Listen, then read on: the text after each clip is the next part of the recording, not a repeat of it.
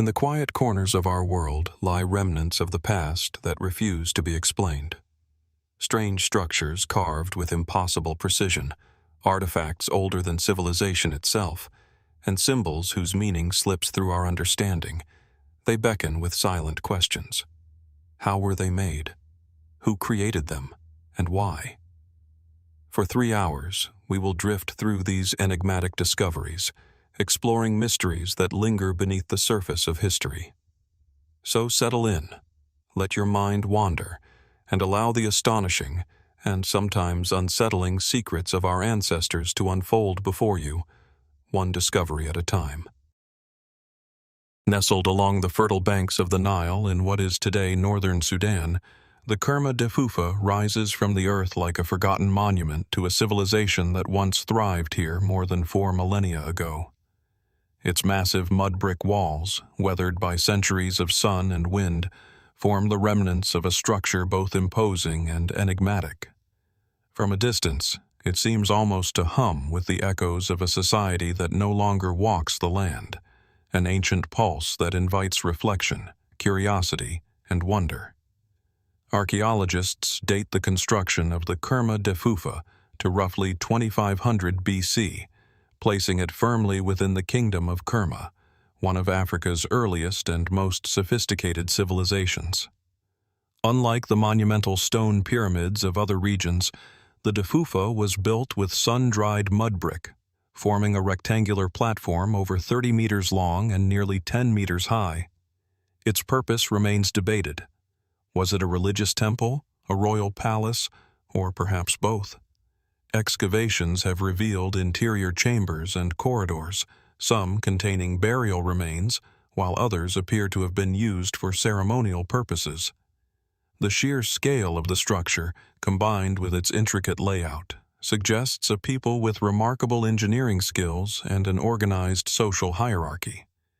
Yet, even with these insights, questions abound. How did the people of Kerma, without the iron tools or advanced technology seen in later civilizations, move and shape such enormous quantities of mud brick? And why did they choose this specific site along the Nile's edge, a land prone to seasonal flooding and shifting currents? As one wanders among the remains today, a palpable sense of mystery lingers. The Deffufa does not simply rise from the desert. It commands attention, almost as if it were built not only for practical use, but to communicate across time. Some scholars suggest that the orientation and dimensions of the structure may reflect celestial or cosmological principles, hinting at knowledge of astronomy long before it became widespread in recorded history. Could it have served as a calendar, a sacred observatory, or a marker for seasonal rituals tied to the Nile's life-giving waters? Beyond the mainstream archaeological interpretations, the Deffufa has inspired more speculative lines of thought. Some researchers note parallels with megalithic structures found across Africa and even in distant regions, sparking questions about cultural exchange and the movement of ancient knowledge. Others have suggested that the building's design, its terraces, ramps, and internal chambers, might encode symbolic or spiritual meanings that we can only guess at, lost to the silence of time. While these theories are far from proven, they highlight the depth of mystery surrounding the site. What strikes many visitors most is the way the Deffufa interacts with the landscape.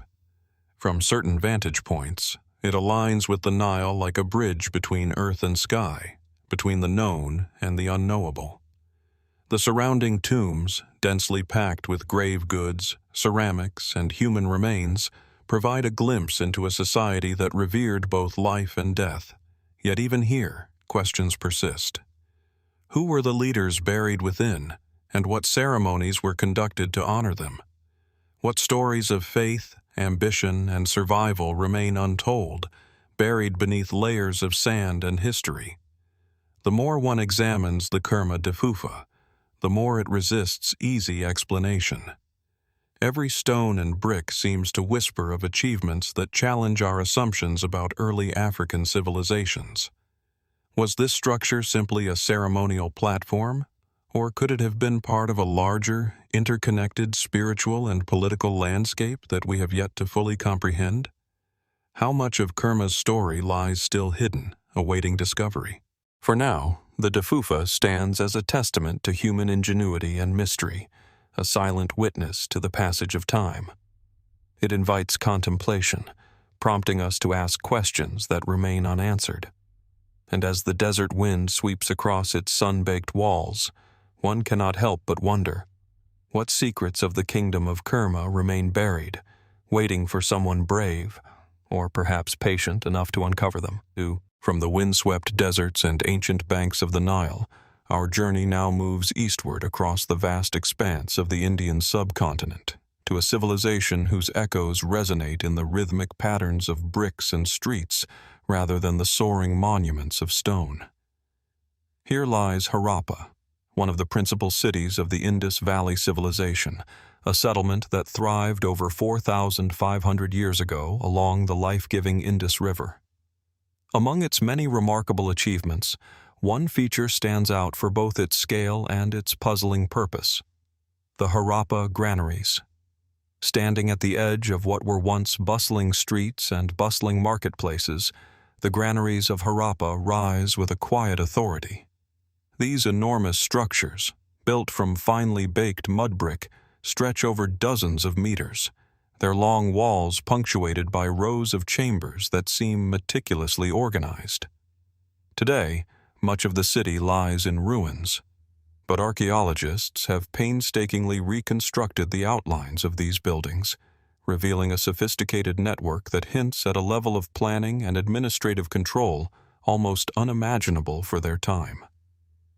Radiocarbon dating places these granaries around 2500 to 2000 BC, contemporaneous with the height of Harappa's urban development. The chambers themselves are uniform, rectangular, and unusually large, suggesting storage on a massive scale. Scholars generally agree that these buildings were used to house grain and other foodstuffs, perhaps serving as a buffer against famine, a mechanism for redistribution, or a form of centralized state control. Yet, the more one studies them, the more questions emerge. How did the engineers of Harappa ensure the grain remained dry in a region subject to both torrential monsoons and dry spells? What methods did they use to ventilate these immense chambers, preventing decay or spoilage in the scorching heat? The precision of the construction is striking. Each granary aligns along a planned street grid, part of a city that reveals evidence of drainage systems, wells, and standardized bricks. It suggests a people with remarkable knowledge of architecture, logistics, and perhaps even urban governance. Yet, while the practical purpose seems clear, other features hint at layers of mystery. Some of the granaries contain inner partitions, whose purpose remains debated. Were they used to separate different types of grain, or did they serve a more symbolic or ceremonial role? Could these partitions reflect social hierarchies, sacred customs, or even ritualistic practices long lost to time? Exploring further, one cannot ignore the enigmatic scale of Harappa's grain storage. Modern estimates suggest these granaries could have held thousands of tons of grain, enough to feed a population far larger than the city itself. Why then did the Indus Valley civilization invest so heavily in centralized storage? Was it purely practical, a measure of food security, or did it serve as a display of wealth and power, a subtle message of order and control? And if such abundance existed, why did the civilization eventually decline, leaving behind silent walls and empty streets, their secrets buried beneath layers of earth and sand? Adding to the intrigue, some researchers note that the design of Harappa's granaries shows a sophisticated understanding of airflow and preservation. Ventilation channels run along the base, while the upper levels allow hot air to escape, maintaining a cooler interior environment. Could this reflect empirical observation accumulated over generations, a knowledge of natural science encoded in brick and mortar? Or is there more to these structures than meets the eye? An unseen connection to social, spiritual, or even astronomical knowledge, as some fringe theories suggest. Walking among the ruins today, one senses both the ambition and the caution of the Harappan planners. The city itself seems to whisper of order, of systems and methods designed to last, yet so much remains elusive. Unlike the monumental pyramids of other regions, Harappa leaves few inscriptions, few written records, making it difficult to interpret intent or meaning. Were the granaries simply pragmatic structures, or did they form part of a more complex socio-religious landscape, where food storage intertwined with authority, ritual, and belief? There is also the question of connection. Harappa was not isolated. Evidence suggests extensive trade networks stretching from modern-day Afghanistan to the Arabian Peninsula, and possibly as far as the region of Palestine. Could the granaries have played a role in trade, storing surplus goods for exchange with distant lands? If so, what routes and mechanisms were in place, and how did knowledge of these networks influence the city's architecture and planning? Yet, for all the hypotheses, much remains uncertain. Archaeologists continue to debate whether the granaries were controlled by central authorities, city councils, or some form of collective governance. And while the practical elements of storage are widely accepted, the granaries continue to inspire speculation about hidden meanings. Were they markers of abundance, symbols of security, or perhaps even ritualized spaces where the cycles of life and sustenance were honored? Standing among the remnants of these vast chambers, the imagination begins to wander. One can almost hear the rustle of grain, the footsteps of laborers moving quietly through the shadows, or the cautious rituals of city planners and priests alike. Harappa's granaries, like the Kerma Deffufa we explored earlier, resist complete understanding. They are a testament to human ingenuity, a reflection of social organization, and, above all, a lingering enigma. What knowledge, what stories, and what secrets remain locked within these ancient walls, waiting for someone to uncover them? As we step away from the crumbling bricks, the city itself seems to watch silently, inviting us to consider not only the achievements of its builders, but the mysteries they left behind. What did the Harappans know about survival, society, and sustenance that continues to elude us today? And how much of their wisdom remains hidden, buried beneath centuries of earth, waiting to be discovered? From the ordered streets and monumental granaries of Harappa, our journey now drifts westward, across continents and deserts, to a landscape sculpted not by human hands alone, but by millennia of geological forces. In the heart of what is now central Turkey lies Göreme, a surreal region where nature and human ingenuity converge in ways that continue to confound historians and archaeologists alike. Here, towering pinnacles of volcanic tuff, soft rock formed from ancient eruptions, rise like silent sentinels, their spires catching the light at dawn and dusk, casting shadows that seem to whisper of the civilizations that once called them home. These rock formations, weathered by wind, rain, and time, form the setting for an extraordinary human imprint. Dwellings, churches, monasteries, and entire underground complexes carved directly into stone. Evidence suggests that human habitation here dates back to at least 1800 BC, with peak activity during the Byzantine era, between the 4th and 11th centuries AD. Yet, what makes Göreme so compelling is not just its age, but the seamless way human craftsmanship integrates with the natural landscape. Unlike conventional cities, where architecture stands apart from the earth, here the earth itself becomes both canvas and foundation, offering protection, insulation, and perhaps even spiritual symbolism. Walking through the valleys today, one is struck by the precision of these carvings. Rooms, stairways, and corridors interconnect in labyrinthine networks, often spanning multiple levels. Ancient frescoes, faded but still discernible, adorn the interiors of churches, depicting saints, angels, and scenes of devotion. How did the inhabitants, armed with rudimentary tools, carve such intricate spaces into rock that is both solid and fragile without collapsing the structures? What knowledge of geology, architecture, and balance guided their hands? Archaeologists generally agree that Göreme's rock structures served multiple purposes: habitation, worship, and defense.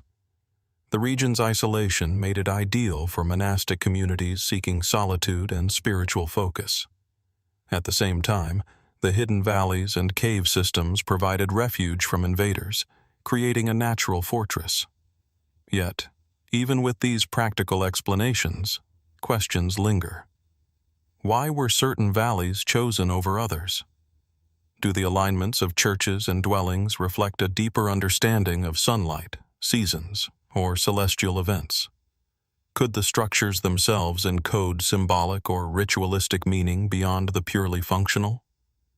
Some of the most enigmatic features are the underground cities connected to the Göreme region, extending dozens of meters below the surface. Some passages include complex ventilation shafts, wells, and storage areas, suggesting careful planning and foresight. These subterranean networks could house hundreds, even thousands of people for extended periods. How did the architects of these cities anticipate airflow, water access, and structural stability in such a complex system, centuries before modern engineering principles were formalized? And why did these communities go to such lengths to remain hidden, their entire existence concealed beneath the surface of the earth? Speculative theories emerge from these observations.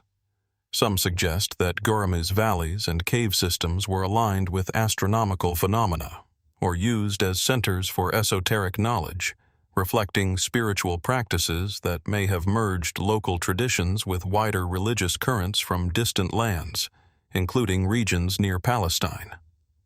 Others note that the sheer scale and uniformity of the rock-cut structures raise questions about societal organization. How was labor coordinated, and what social structures supported such monumental efforts? Could the communities have had secret hierarchies, guided by spiritual or mystical principles, that dictated both architecture and daily life?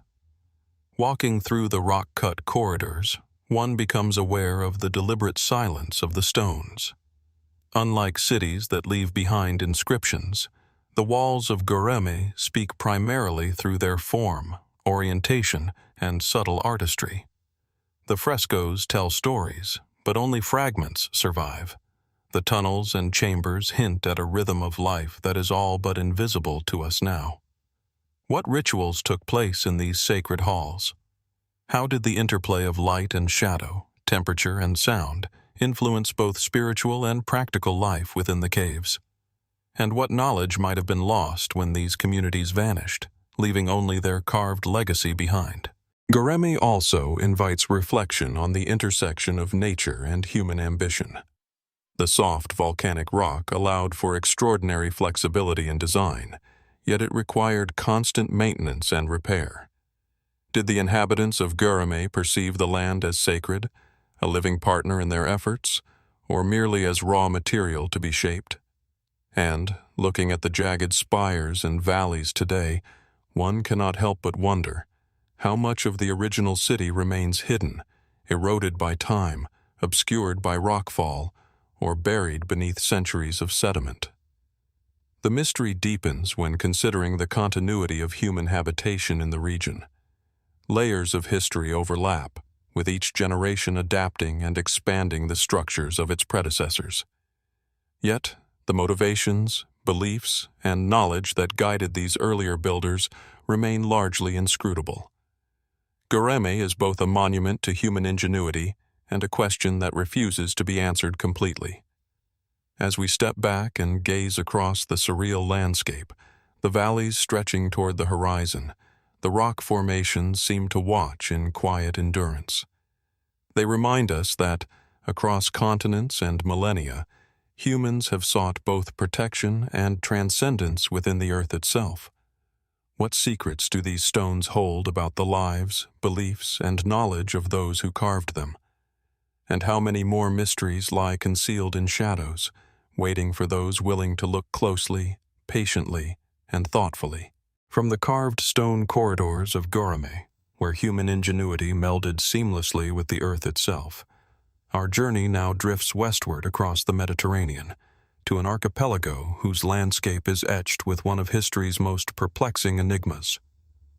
Malta, a small cluster of islands steeped in ancient tradition and monumental architecture, hides traces of a civilization whose methods, tools, and purposes continue to elude full understanding.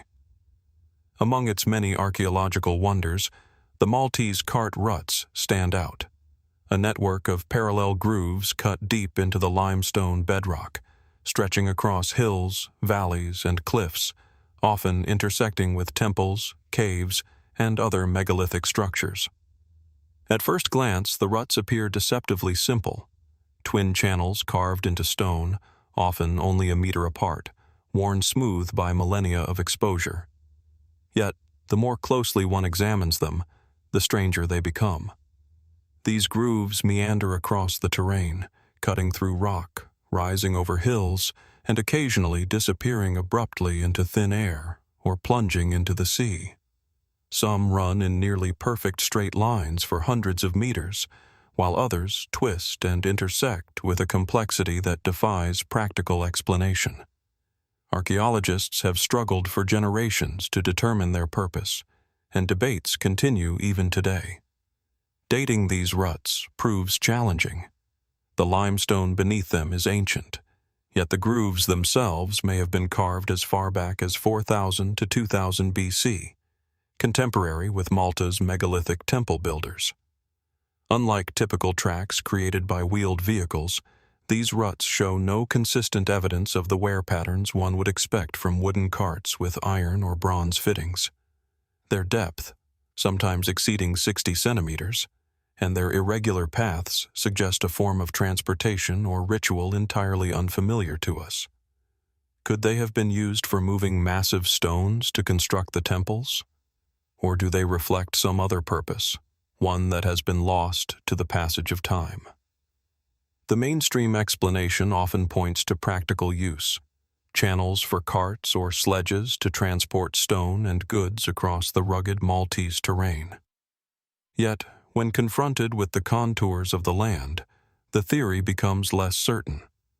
Many ruts ascend steep slopes or navigate uneven rock formations that would make hauling heavy cargo extremely difficult, if not impossible.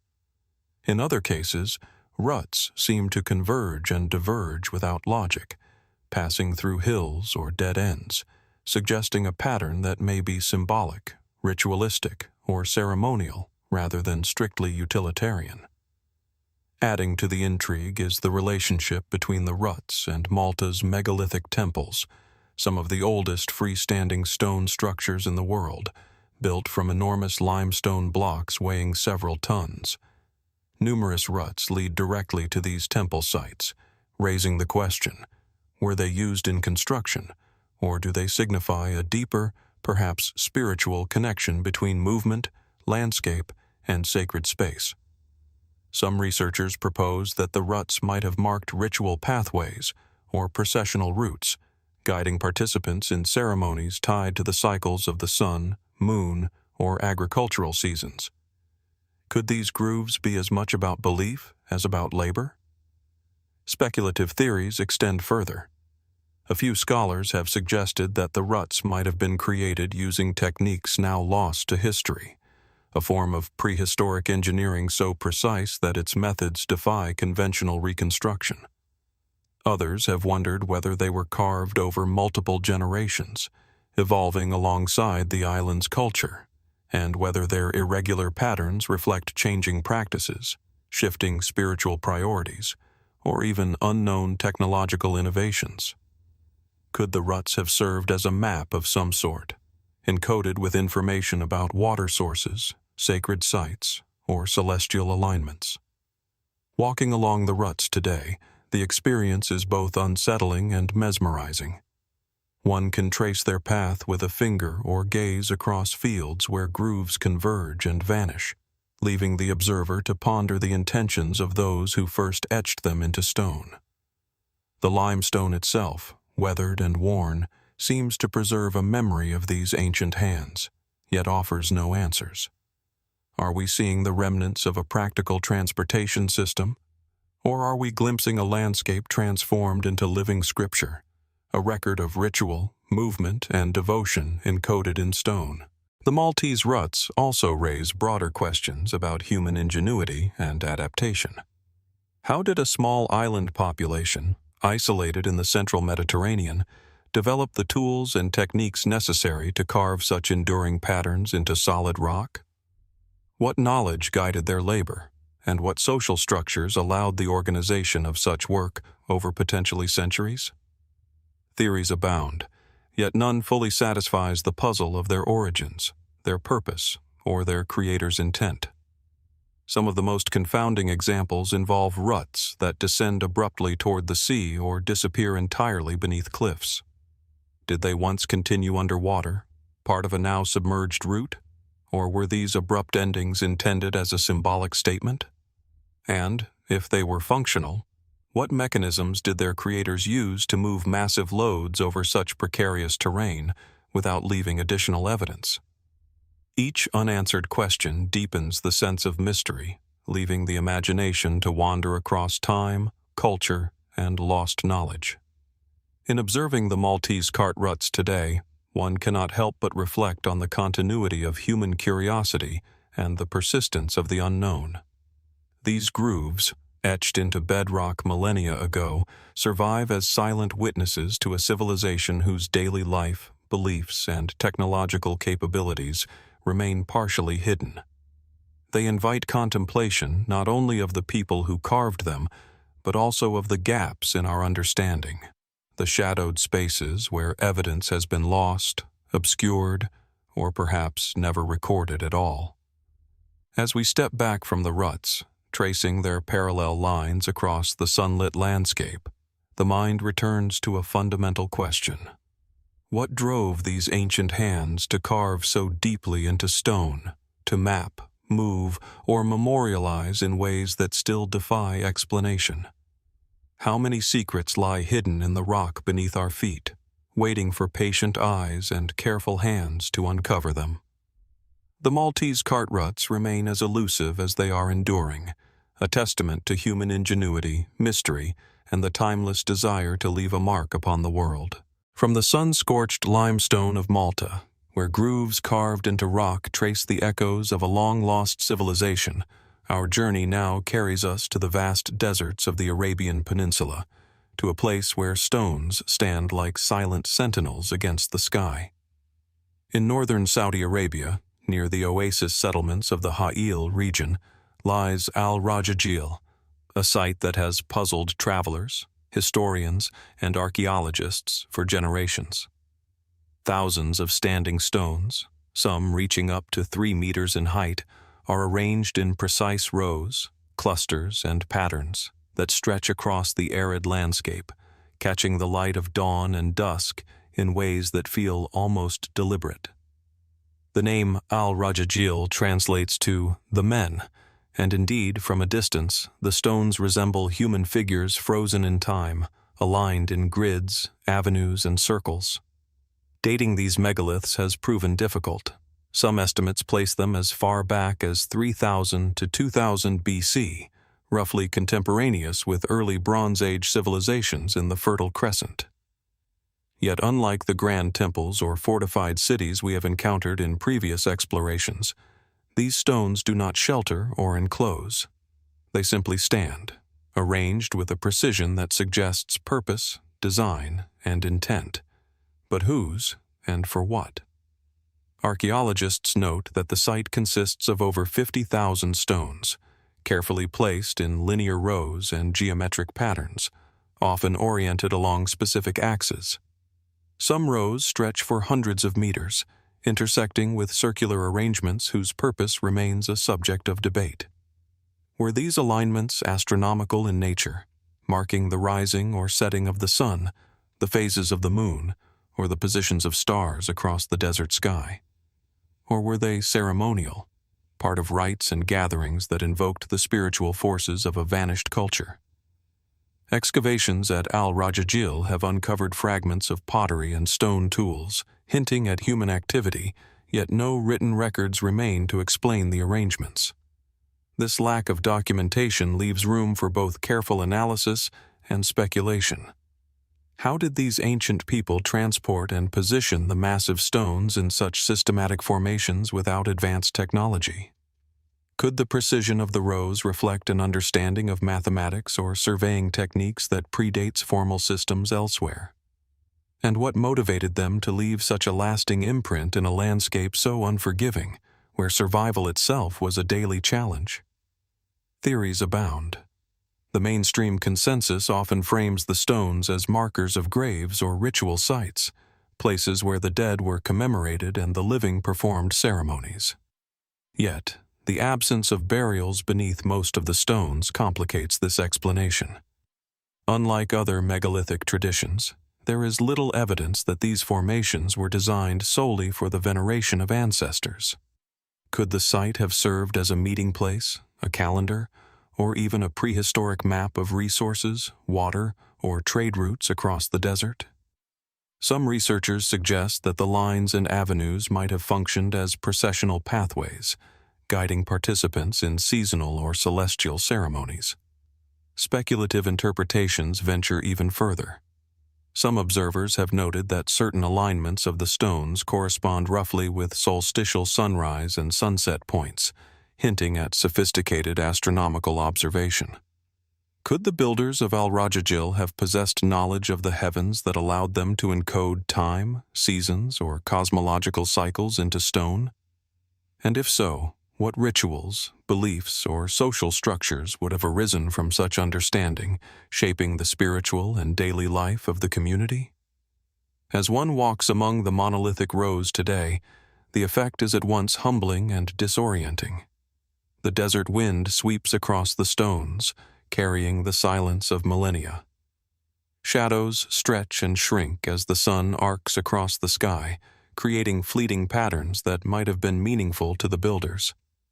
What were they observing, celebrating, or honoring when they placed these stones with such deliberate care? And how much of their knowledge has been lost to time, buried beneath sands, eroded by wind, or dissolved into collective memory? The very scale of Al-Rajajil deepens the mystery. Arrangements that span hundreds of meters suggest a coordinated effort over generations, hinting at a social organization capable of planning, mobilizing labor, and maintaining the site for centuries. Who led these projects, and what principles guided their execution? Were the builders motivated by spiritual devotion, practical necessity, or a combination of both? The desert keeps its secrets well, offering only hints of patterns and alignments for the observer to ponder. Furthermore, the stones themselves provoke questions about human perception and symbolism. Their anthropomorphic appearance invites interpretation, yet their uniformity and repetition suggest a more abstract purpose. Did the people of Al-Rajajil intend to create a representation of society, a symbolic landscape of human presence in the desert, or something more ineffable, a spiritual dialogue between earth, sky, and the unseen forces of their world? Today, Al-Rajajil stands as a silent testament to human ambition, ingenuity, and perhaps faith. The stones endure, weathered by centuries of sun, wind, and sand, yet their meaning remains elusive. Unlike cities or monuments with inscriptions, Al-Rajajil communicates in form, alignment, and scale, leaving observers to decipher messages that may never be fully understood. How many generations contributed to its creation, and what knowledge did they pass down, encoded in the precise placement of stone? As the sun sets over the desert, casting long shadows across the monolithic rows, the mind returns to the question that lingers above all. Why did they build this, and what did they hope to leave behind for those who would come millennia later? Al-Rajajil is a landscape of mystery, inviting contemplation and patient observation, a reminder that some ancient wonders are meant not only to be seen, but to be felt, wondered at, and slowly pondered. What secrets of human ingenuity, spirituality, and vision remain hidden within these stones, waiting for a future eye to discover what has so long been silent? From the silent rows of Al-Rajajil, where stones stand like watchers over the desert sands, our journey now drifts northwest to the windswept coastlines of Brittany in northwestern France. Here, perched on a slight rise above fields that stretch toward the Atlantic, lies the Cairn of Barnenez, one of the oldest monumental constructions in Europe and among the earliest known Neolithic structures in the world. Its massive silhouette dominates the landscape, a mound of stone and earth whose origins date back to approximately 4,800 BC, over 6,000 years ago. Yet it retains an aura of enigma that modern archaeology has only begun to unravel. Approaching the cairn, one is immediately struck by its sheer scale. Unlike smaller burial mounds or domestic structures of the Neolithic period, Barnenez stretches over 70 meters in length and rises several meters high, composed of tens of thousands of carefully positioned stones. Its surface is a patchwork of rough blocks, yet within this seemingly chaotic exterior lies an intricate interior. More than 20 chambers accessed through narrow passages, each aligned with precision and filled with traces of human activity from a civilization whose daily life is largely lost to time. Archaeologists have long marveled at the technical achievement represented by Barnenez. To move and stack stones of such size and weight without the benefit of metal tools or draft animals required both ingenuity and collective organization. How did a small Neolithic community mobilize the labor necessary for such a project? And what social or spiritual imperatives drove them to commit decades of work to a monument that would serve primarily as a repository for the dead? The very act of construction implies not only engineering skill, but also a sophisticated conception of ritual, community, and perhaps cosmology. The chambers themselves are equally mysterious. Each is constructed from carefully fitted slabs of limestone, arranged to create a small enclosed space. Within, excavations have revealed the remains of multiple individuals, often accompanied by fragments of pottery, flint tools, and symbolic objects. Mainstream interpretations suggest that the cairn functioned as a collective tomb, a sacred place where generations could honor their ancestors. Yet the arrangement and scale of the chambers, coupled with the deliberate orientation of passages, hint at a deeper complexity. Why, for example, are some chambers oriented in ways that align with the sunrise during certain times of the year? Could this reflect an early understanding of astronomical cycles, or a symbolic connection between death, renewal, and the movement of the heavens? The exterior of Barnenez is equally compelling.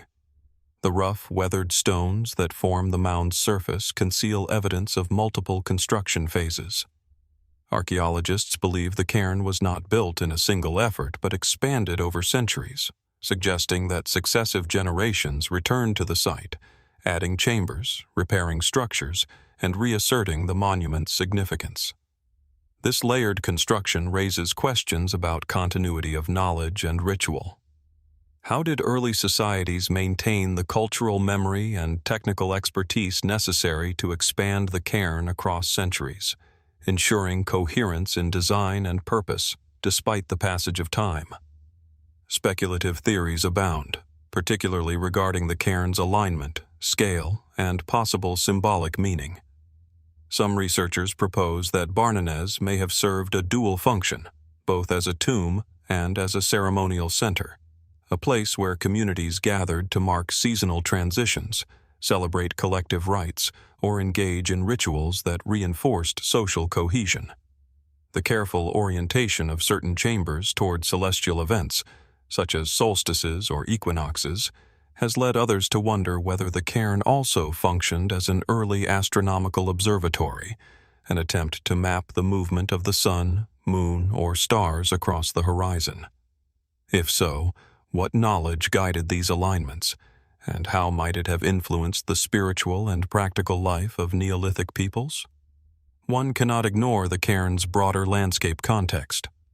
Barnenez is one of many megalithic sites scattered across Brittany, a region renowned for its concentration of Neolithic monuments, including dolmens, menhirs, and stone circles.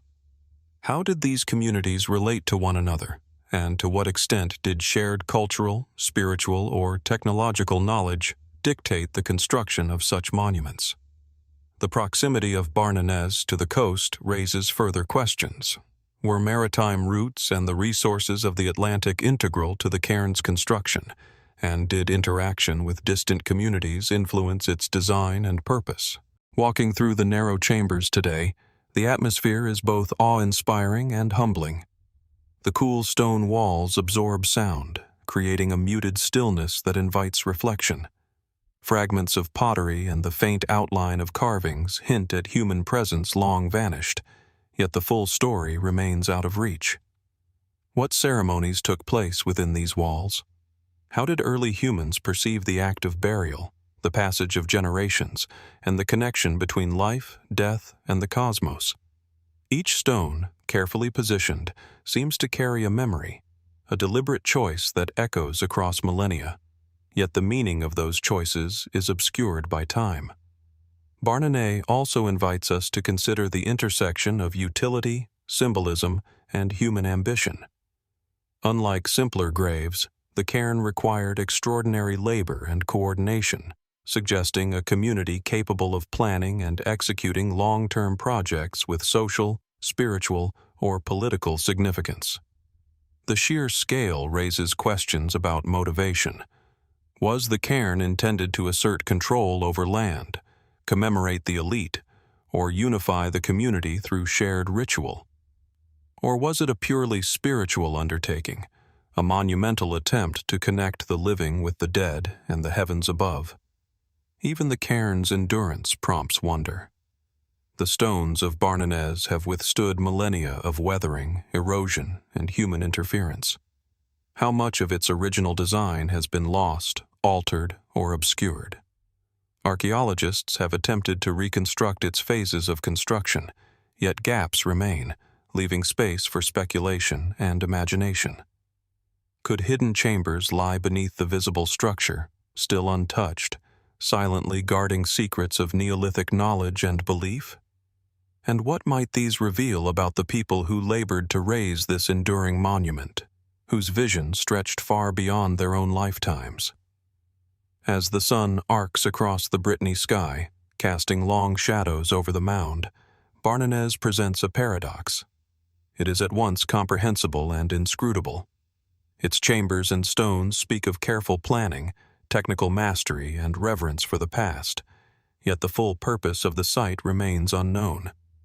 Was Barnenez primarily a tomb, a temple, an astronomical observatory, or some synthesis of all three? And what insights into Neolithic society, spirituality, and collective endeavor remain hidden within its weathered stones, waiting for patient observation and careful interpretation?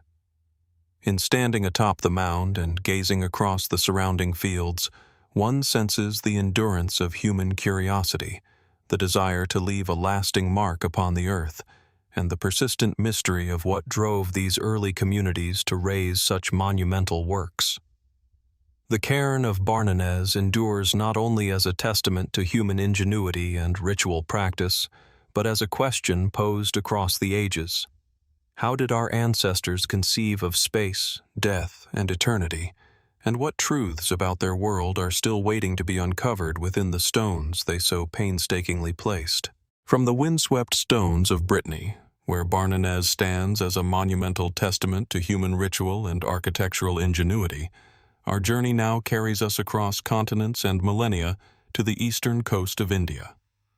Here lies Sisupalgarh, one of the earliest known urban settlements of the Indian subcontinent, a site whose origins trace back to the Proto-Phase, around the 3rd century BC, yet whose design, scale, and purpose continue to puzzle historians and archaeologists alike.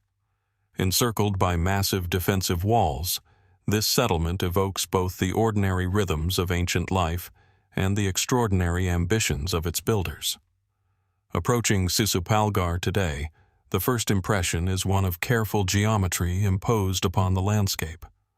Unlike scattered prehistoric habitations, this city exhibits a remarkable degree of planning, a rectangular layout spanning over 280 hectares, organized into grids and quadrants, intersected by streets that run in straight lines, sometimes extending uninterrupted for hundreds of meters. The walls themselves, up to 4.5 meters high and reinforced with mud and stone, encircle the city with precision, suggesting a deliberate concern for defense, social order, or both. Such scale and sophistication raise questions about the organizational structures, labor systems, and technological knowledge of a people living over 2,000 years ago. Excavations reveal a settlement that was more than functional. It was monumental in vision. The proto-phase structures at Sisupalgarh include foundations for buildings, storage areas, and possibly administrative spaces, implying a level of social hierarchy and centralized planning rare for its time. Pottery, stone tools, and other artifacts hint at daily life, yet they reveal little about the people's broader intentions. What drove these early urban planners to impose such rigor upon the landscape? Was it sheer pragmatism, a need for defense, or a reflection of a worldview that sought to encode order and meaning into the very layout of the city? The most compelling feature of Sisupalgarh is its walls, constructed with enormous blocks of laterite stone, skillfully stacked without mortar in places, and reinforced at intervals with bastions and gateways. Their sheer presence conveys both protection and authority, yet their design raises further mysteries. The walls are punctuated with evenly spaced towers and carefully oriented entrances. But why were certain angles chosen, and how did they relate to the settlement's internal grid? Some researchers suggest that the orientation may have been astronomical, designed to align with seasonal or celestial events, echoing similar considerations in other Neolithic and early Bronze Age sites. Could the builders have embedded a sophisticated understanding of the heavens into the very boundaries of their city? The grid-like street plan at Sisupalgarh also intrigues modern observers. Streets run north-south and east-west, intersecting at right angles, creating orderly blocks of habitation. Such organization is rarely seen in proto-historic India and suggests a deliberate, perhaps visionary approach to urbanism. How did the planners envision traffic flow, residential and communal spaces, or the integration of markets and craft areas? Did this early city function as a hub of trade, administration, or spiritual activity? Or was its structure primarily a reflection of cultural and ritual imperatives, expressing societal hierarchy and cosmic order through stone and soil? Artifacts uncovered within the settlement offer tantalizing clues but little certainty. Fragments of pottery, tools, and ornaments speak of domestic life, yet there is a conspicuous absence of written records. The settlement's occupation appears to have been intensive, yet intermittent. Evidence of repairs, reconstruction, and expansion suggests that Sisupalgarh was continuously adapted over generations. Could these modifications indicate changing political or cultural priorities, evolving defensive strategies, or shifts in spiritual or ceremonial practice? The lack of definitive answers leaves room for both rigorous scholarly analysis and speculative inquiry. One of the enduring mysteries of Sisupalgarh lies in the sheer scale of its construction. How did a society, without access to modern machinery, coordinate the labor, materials, and technical knowledge necessary to erect walls that have, in part, survived 2 millennia? The logistics of sourcing laterite stone, transporting it across uneven terrain, and placing it with such precision suggest an advanced understanding of engineering and project management. Was this achievement motivated purely by necessity, or did it reflect a desire to make a lasting statement, a vision of permanence etched into the land? The defensive features themselves invite further contemplation. The city is surrounded by a moat-like depression in some areas, and bastions are strategically placed along the walls. Were these features purely utilitarian, designed to repel enemies, Or did they serve a symbolic purpose as well, projecting power and unity to both inhabitants and outsiders?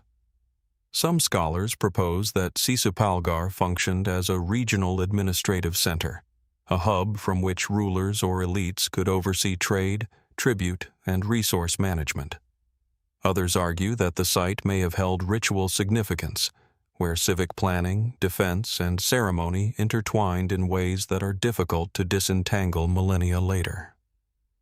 Walking through the remnants of the city today, one senses a subtle rhythm in the stones, as though the layout itself whispers secrets of organization, hierarchy, and daily life. The walls stand silent, yet the spacing of streets, the alignment of entrances, and the layout of habitation blocks suggest a deliberate attempt to impose coherence upon the natural landscape. Each stone, each street corner, each bastion represents a decision, a vision, and a labor investment, whose human echoes are faint but persistent. The proto-phase of Sisupalgarh also raises broader questions about urban development in early India. How did knowledge of city planning, defensive architecture, and social organization travel, evolve, and manifest in this region? Did the builders of Sisupalgarh innovate independently, or were they influenced by distant civilizations across the Indian subcontinent or beyond? And what might the site reveal about early interactions between humans and their environment, between necessity and aspiration, or between survival and expression? The archaeological record hints at continuity as well as mystery. Later phases of Sisupalgarh show adaptation, expansion, and modification, suggesting that the city's function evolved alongside the needs and beliefs of its inhabitants. Yet, much of the proto-phase remains buried or eroded, leaving a landscape of partial knowledge punctuated by enduring questions. What lies beneath the surface, hidden in layers of soil and stone, waiting to shed light on the origins, culture, and ambitions of this early city? As the sun sets over the Odisha plains, casting long shadows across the remnants of walls and streets, Sisupalgarh stands as a monument not only to early urban achievement, but also to the enduring human impulse to order, protect, and inscribe meaning upon the earth.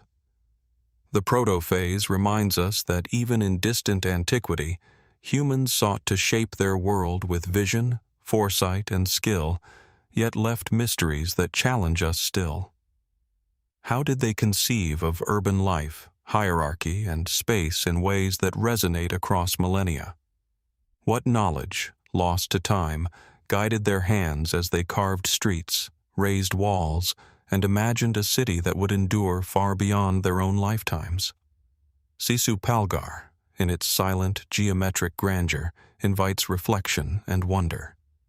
It is a city frozen in time, a testament to human ingenuity and the perpetual tension between practical necessity and visionary ambition.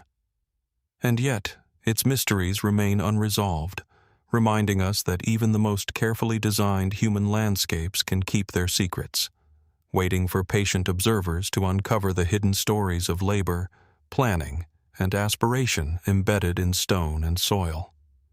What truths about early urban life, technological knowledge, and human creativity still lie buried within the proto-phase, awaiting discovery by those willing to listen to the whispers of millennia? From the meticulously planned streets and formidable walls of Sisupalgarh, where early urban ambition left a geometric imprint upon the land, our exploration now moves across continents to the rugged hills of North Africa. In the heart of the Aurus Mountains of modern-day Algeria stands Medracen, an ancient royal mausoleum whose origins are traced to the Numidian kingdom around the 3rd century BC. Here, massive stones rise from the landscape like silent pillars of memory, an enduring testament to a civilization both sophisticated and enigmatic, leaving us to wonder about the lives, beliefs, and ambitions of those who once shaped this land. Approaching Medracen, one is immediately struck by its imposing form. Unlike the modest tombs that pepper ancient North Africa, Medracen presents a circular, stepped design, its tiers rising one above the other in careful succession, crowned with a flat platform that once likely held symbolic or ceremonial significance. Constructed from enormous, roughly hewn stone blocks, the monument radiates both stability and permanence, a deliberate assertion that those interred here were figures of extraordinary importance. Yet, as imposing as it is, much about Medracen remains shrouded in mystery. Who exactly was honored within its walls, and what cultural or spiritual imperatives dictated its unusual form? The architectural sophistication of Medracen reflects a nuanced understanding of geometry, construction, and symbolic communication.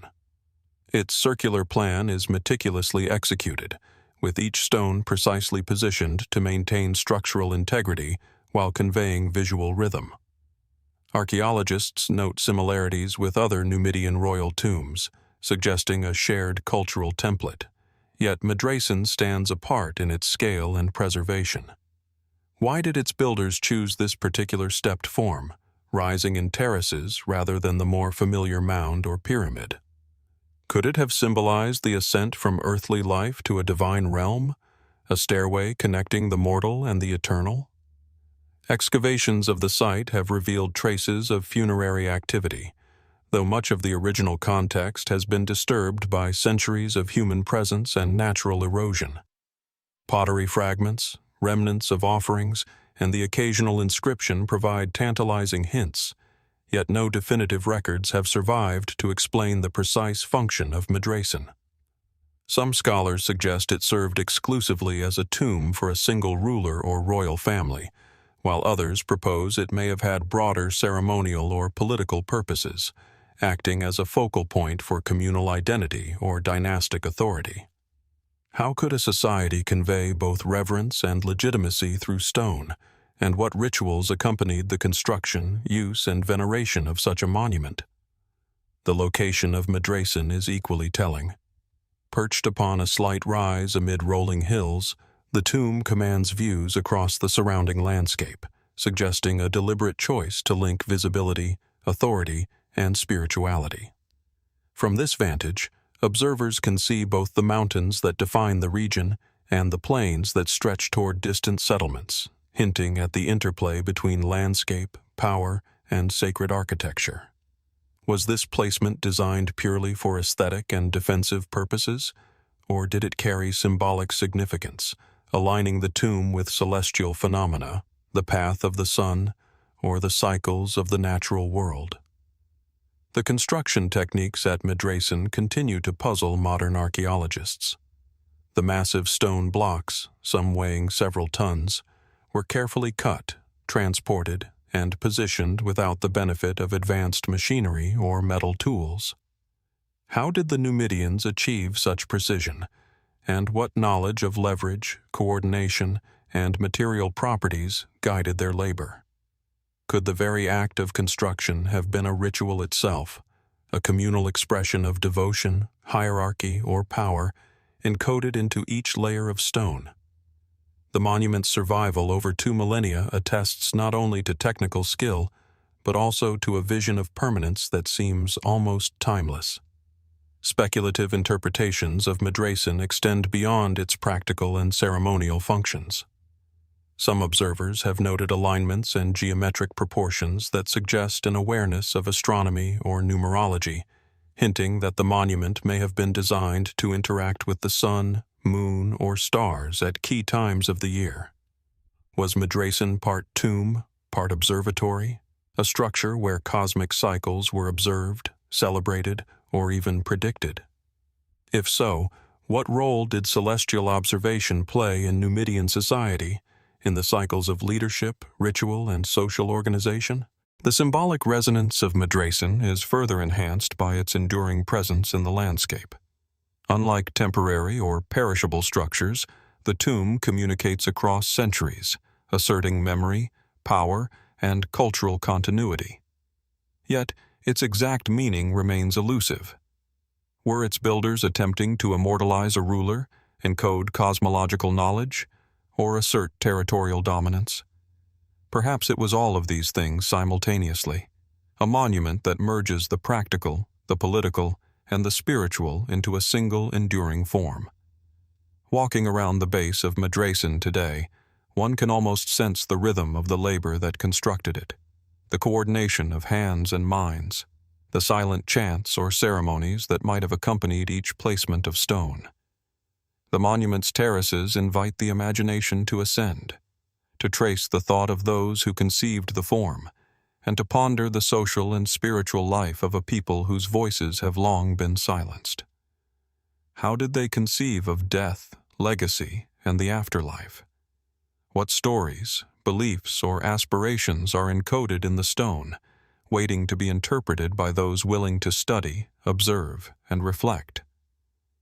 Medracen also compels us to think about the continuity and transmission of knowledge in ancient North Africa.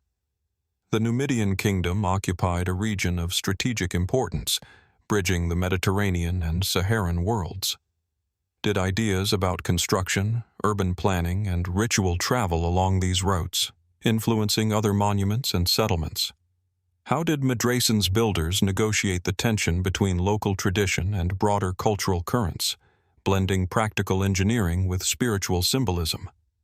And what does the site reveal about the interplay between memory, landscape, and power in a society whose written record is fragmentary at best? The monument's endurance, in the face of centuries of weather, human interference, and neglect, is a testament to both its builders' skill and their desire for permanence. Unlike ephemeral structures, Medracen was designed to be seen, to be remembered, to assert authority long after its creators were gone. And yet, for all its visible grandeur, the monument still leaves us with profound questions. How precisely was it used? What ceremonies unfolded within and around it?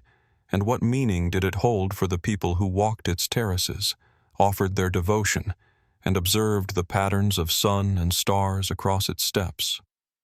As daylight fades across the Ores Mountains, casting long shadows over Medracen's tiers, the mind is drawn to the paradox that defines this and many ancient sites, an object of immense human labor, vision, and intent, designed to endure for generations, yet whose full purpose remains inaccessible to us.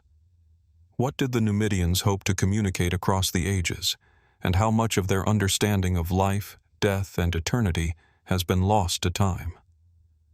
Medracen invites us to pause, reflect, and wonder, not merely at the monument itself, but at the enduring human drive to shape the landscape, commemorate existence, and leave traces of thought and aspiration that continue to echo across millennia. It is here, in the silent terraces and colossal stones of Medracen, that one can truly appreciate the mystery of human ambition and the gaps in our understanding. The tomb stands as a reminder that even with careful study and excavation, some knowledge remains elusive, and the past retains its power to inspire awe, reflection, and curiosity. What secrets of Numidian society, cosmology, and artistry might still lie hidden in the stone, waiting for patient eyes to uncover the stories that time has so carefully guarded? From the rugged terraces and monumental stones of Medracen, where Numidian royalty sought to eternalize their power and spiritual vision, our journey now carries us across the Atlantic to the fertile plains of what is now the American Southeast. Here lies Moundville, an ancient earthwork complex along the Black Warrior River in present-day Alabama. Spanning over 3 centuries of human occupation, from around 1000 to 1450 AD, Moundville stands as one of the largest and most sophisticated concentrations of ceremonial mounds in North America, a civilization's imprint upon the land, enduring long after its builders have vanished from memory.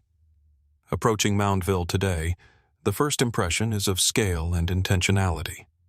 From an aerial view, the site reveals an organized series of earthen mounds arranged around a central plaza, with some mounds rising up to 30 feet in height. Unlike natural formations, these mounds bear the unmistakable signature of deliberate construction, layered with soil compacted by human hands over generations. They form a geometric pattern, suggesting a careful alignment with the landscape and, perhaps, with celestial or seasonal markers. How did the inhabitants of Moundville conceive of space and time, and how did these considerations influence the arrangement of mounds that dominate the terrain? The site's largest mounds, constructed from massive amounts of clay and earth, indicate considerable communal effort. Archaeologists estimate that some of these mounds required the coordinated labor of hundreds, possibly thousands, of individuals over decades. Such monumental undertaking implies not only social organization, but also shared cultural or spiritual motivation. Was Moundville a purely ceremonial hub, or did the mounds serve political, social, and religious functions simultaneously? Could the construction of these earthworks have been a form of societal cohesion, binding communities together through shared purpose and collective labor? Excavations reveal that the mounds were more than simple earthen structures.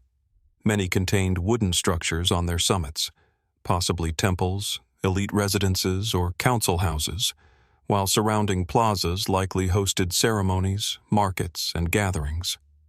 Pottery, stone tools, and intricate ornaments discovered within these contexts provide glimpses into daily life and ritual practice. Yet, the deeper meaning behind these artifacts remains open to interpretation. Were the mounds symbolic representations of cosmological principles, perhaps echoing the movements of the sun, moon, or stars, or were they primarily practical spaces for leadership and ceremony? The central plaza at Moundville commands attention, hinting at a society deeply attuned to spatial hierarchy. The arrangement of the mounds, larger ones near the center and smaller ones radiating outward, suggests a symbolic order, potentially reflecting social stratification or religious cosmology. Could this spatial configuration have encoded an understanding of human relationships, cosmology, or political authority in ways that are invisible to modern eyes? The alignment of some mounds with solstices and lunar cycles fuels speculation that Moundville's builders intentionally mirrored celestial patterns, embedding cosmic significance into the very ground they shaped. The construction techniques themselves raise questions. Without metal tools or beasts of burden, the inhabitants moved immense quantities of soil with baskets, wooden tools, and sheer human labor. How did they maintain structural stability over centuries, ensuring the mounds did not collapse? The precision with which some mounds were leveled, terraced, and oriented suggests an advanced understanding of engineering and topography. Could knowledge of hydrology, soil compaction, and seasonal erosion have been systematically transmitted through generations, preserving the knowledge needed to maintain these monumental works? Moundville was also more than an architectural project. It was a living center of culture, politics, and ritual. Evidence of feasting, burial practices, and ceremonial objects indicates that the site was intimately tied to the social and spiritual life of its inhabitants.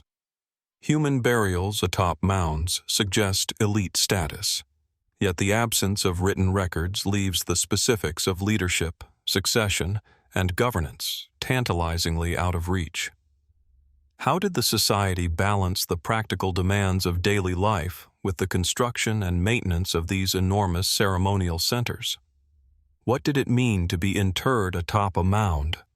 Was it a reward, a mark of honor, or a symbolic connection to the heavens? Speculative interpretations abound, fueled by the site's monumental scale and enigmatic arrangement. Some researchers propose that Moundville was a hub for trade and diplomacy, linking dispersed communities across the region. Others emphasize its ceremonial or religious functions, suggesting that the mounds themselves represented sacred mountains or cosmological principles, connecting the living community with the spiritual realm. Could both be true, a fusion of practical, political, and spiritual dimensions in a society whose complexity is difficult for us to fully grasp? The mound's construction and layout may also reflect an intricate understanding of cycles and rhythms, agricultural, social, and celestial. The careful alignment, repeated patterns, and orientation of pathways suggest intentional design. Could these patterns have served as a form of calendrical system, guiding planting and harvesting, or marking festivals and sacred observances? What knowledge of time and season, encoded into the land itself, guided the lives of Moundville's inhabitants?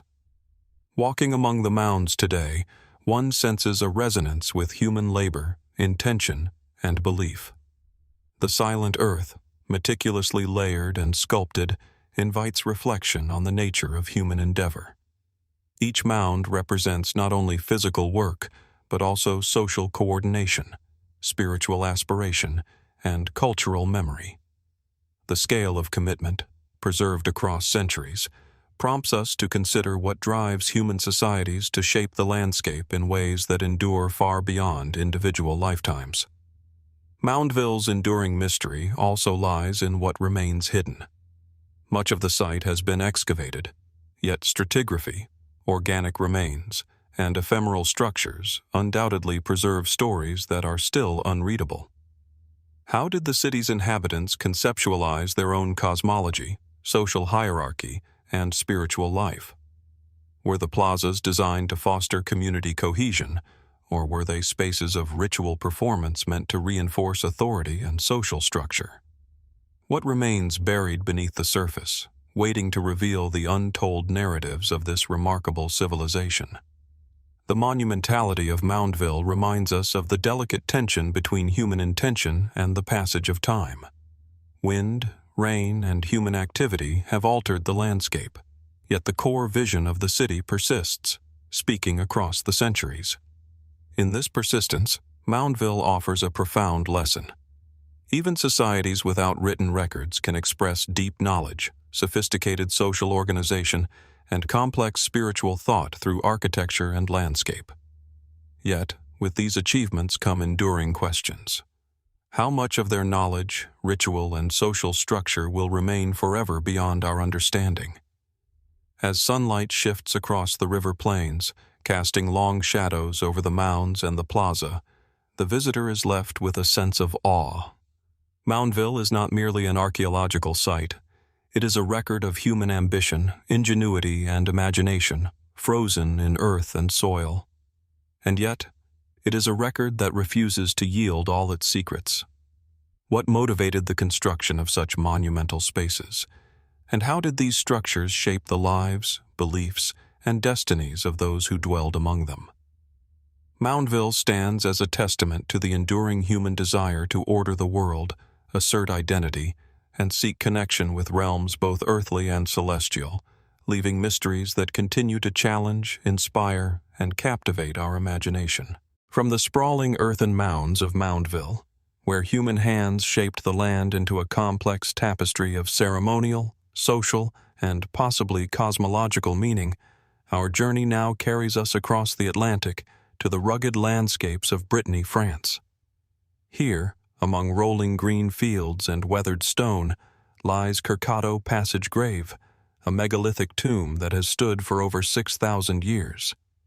It is part of a network of passage graves scattered across Western Europe, yet Kercado remains exceptional, not only for its remarkable preservation, but also for the profound questions it continues to raise about Neolithic life, belief, and ritual. As one approaches Kercado, the first impression is its solemnity.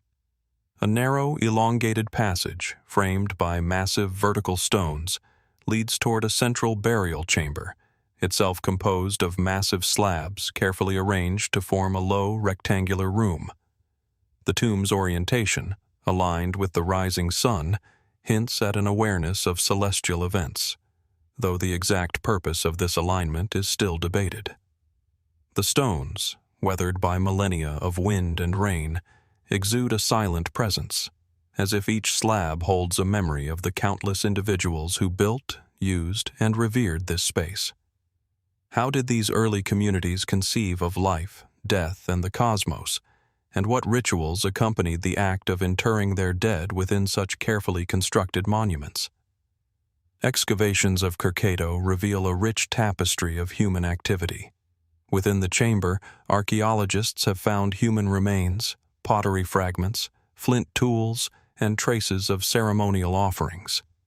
The skeletal remains indicate multiple burials over generations, suggesting that the tomb functioned not as a single family resting place, but as a communal repository, a sacred site where social memory was preserved in stone. Yet, beyond the practical act of burial, what motivated these people to invest such enormous labor into a structure of this kind? Was it purely an act of reverence for the deceased, or did the tomb serve broader societal functions, perhaps as a site for ritual, governance, or social cohesion? The passage itself is striking in both scale and symbolism. Narrow and dimly lit, it forces the visitor to stoop, to move deliberately, almost reverently, toward the central chamber. This architectural choice may have been intentional, guiding participants in funerary or ceremonial practices into a space of contemplation, transition, or initiation. Could the very act of entering the passage have mirrored a spiritual journey, a liminal experience between the living world and the realm of the ancestors? And if so, what beliefs about life, death, and the afterlife motivated such a carefully orchestrated spatial experience? The construction techniques of Kercado remain a subject of fascination. Each massive stone was quarried, transported, and positioned without the benefit of modern machinery. Experimental archaeology has shown that moving such stones, some weighing several tons, would have required sophisticated knowledge of leverage, coordination, and communal effort. Yet, beyond the physical achievement lies a more profound question. What social structures enabled such monumental labor? How did Neolithic societies organize themselves to accomplish feats that would challenge even modern engineers? And what roles did ritual, hierarchy, and collective identity play in these endeavors? Kercado's alignment with the natural world deepens the mystery. The tomb is oriented toward the northeast, capturing the first light of the rising sun during certain times of the year, a pattern echoed in many European passage graves. Did these alignments serve a practical purpose, marking agricultural cycles or seasonal festivals, or were they symbolic gestures, embedding cosmological knowledge into stone? Could the tomb have functioned as a calendar, an observatory, or a sacred portal where celestial and terrestrial rhythms intersected? The answers remain tantalizingly out of reach, buried alongside the remains of those who created and used this ancient monument.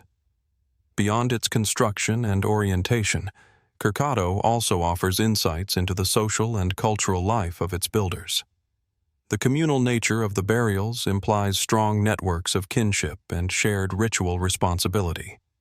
Pottery and other grave goods suggest a culture deeply invested in material expression of belief and identity, yet the meanings of these artifacts are open to interpretation. Were they offerings to the deceased, symbols of social status, or instruments in ritualized ceremonies? Could the patterns carved into the stones themselves hold symbolic meaning, conveying cosmological or spiritual concepts now lost to us? Speculative interpretations of Kercado expand further into the unknown. Some scholars propose that the tomb, like other passage graves, may have been used not just for burial, but as a site of ritualized initiation, healing, or divination. Could the alignment of stones, the acoustics of the chamber, and the ceremonial deposition of goods have created a multi-sensory spiritual experience intended to connect participants with the divine or ancestral forces? If so, what knowledge, practices, and beliefs guided these rituals, and how were they transmitted across generations without written language? The enduring presence of Kercado in the landscape also raises questions about memory, identity, and continuity. For thousands of years, the tomb has witnessed the rise and fall of countless human generations, each leaving traces of habitation, agriculture, and pilgrimage. How did the living relate to this monument over time, and what stories, myths, or legends became attached to it as the original builders faded from memory? Could the tomb itself have functioned as a focal point for collective identity, linking people to their ancestors and the land in ways that are difficult to fully comprehend today? Walking through the passage and into the central chamber, one cannot help but sense the rhythm of labor, devotion, and thought embedded in every stone. The tomb is not merely a burial site. It is a physical manifestation of human intention, a structure that encodes belief, social organization, and spiritual aspiration. How much of this intent can modern archaeology recover, and how much remains elusive, hidden beneath layers of soil, memory, and time? Each stone, each alignment, each fragment of pottery invites reflection, urging us to consider the lives and minds of those who conceived such a profound monument. Kercado also invites reflection on the broader European Neolithic world. Its design is echoed in passage graves across Brittany, Ireland, and the British Isles, suggesting networks of shared knowledge, ritual, and cultural exchange. How were ideas about construction, ritual, and cosmology transmitted across vast distances in a pre-literate world? And to what extent did Kercado influence or reflect broader patterns of human belief, hierarchy, and artistic expression in the Neolithic Atlantic seaboard? Even as we study the site with modern tools, ground-penetrating radar, excavation, and material analysis, Kercado retains a power to evoke mystery. The more we uncover, the more questions emerge. What precise rituals unfolded within its chamber? How did its builders reconcile practical challenges with spiritual aspirations? What stories were told around the tomb, and how did they shape the lives of those who walked these fields long ago? As sunlight filters through gaps between stones, casting shifting shadows along the passage, the mind is drawn to the paradox of Kercado, a structure of immense human effort and deliberate design, yet one whose full meaning continues to elude us. It is at once a monument to mortality and memory, a testament to ingenuity and faith, and a silent question from the past, waiting for patient minds to ponder its mysteries. What remains hidden within the earth, between the stones, and within the intentions of the Neolithic builders? And what might Kercado yet reveal to those who continue to seek understanding across the millennia?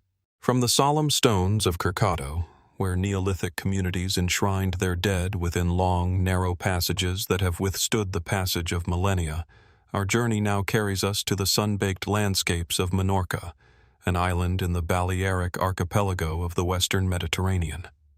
Here, amidst rugged hills and olive groves, stands the enigmatic Torre de Galmés, a sprawling Talayotic settlement that whispers of a people whose ingenuity and ambition carved monumental stone into enduring testimony.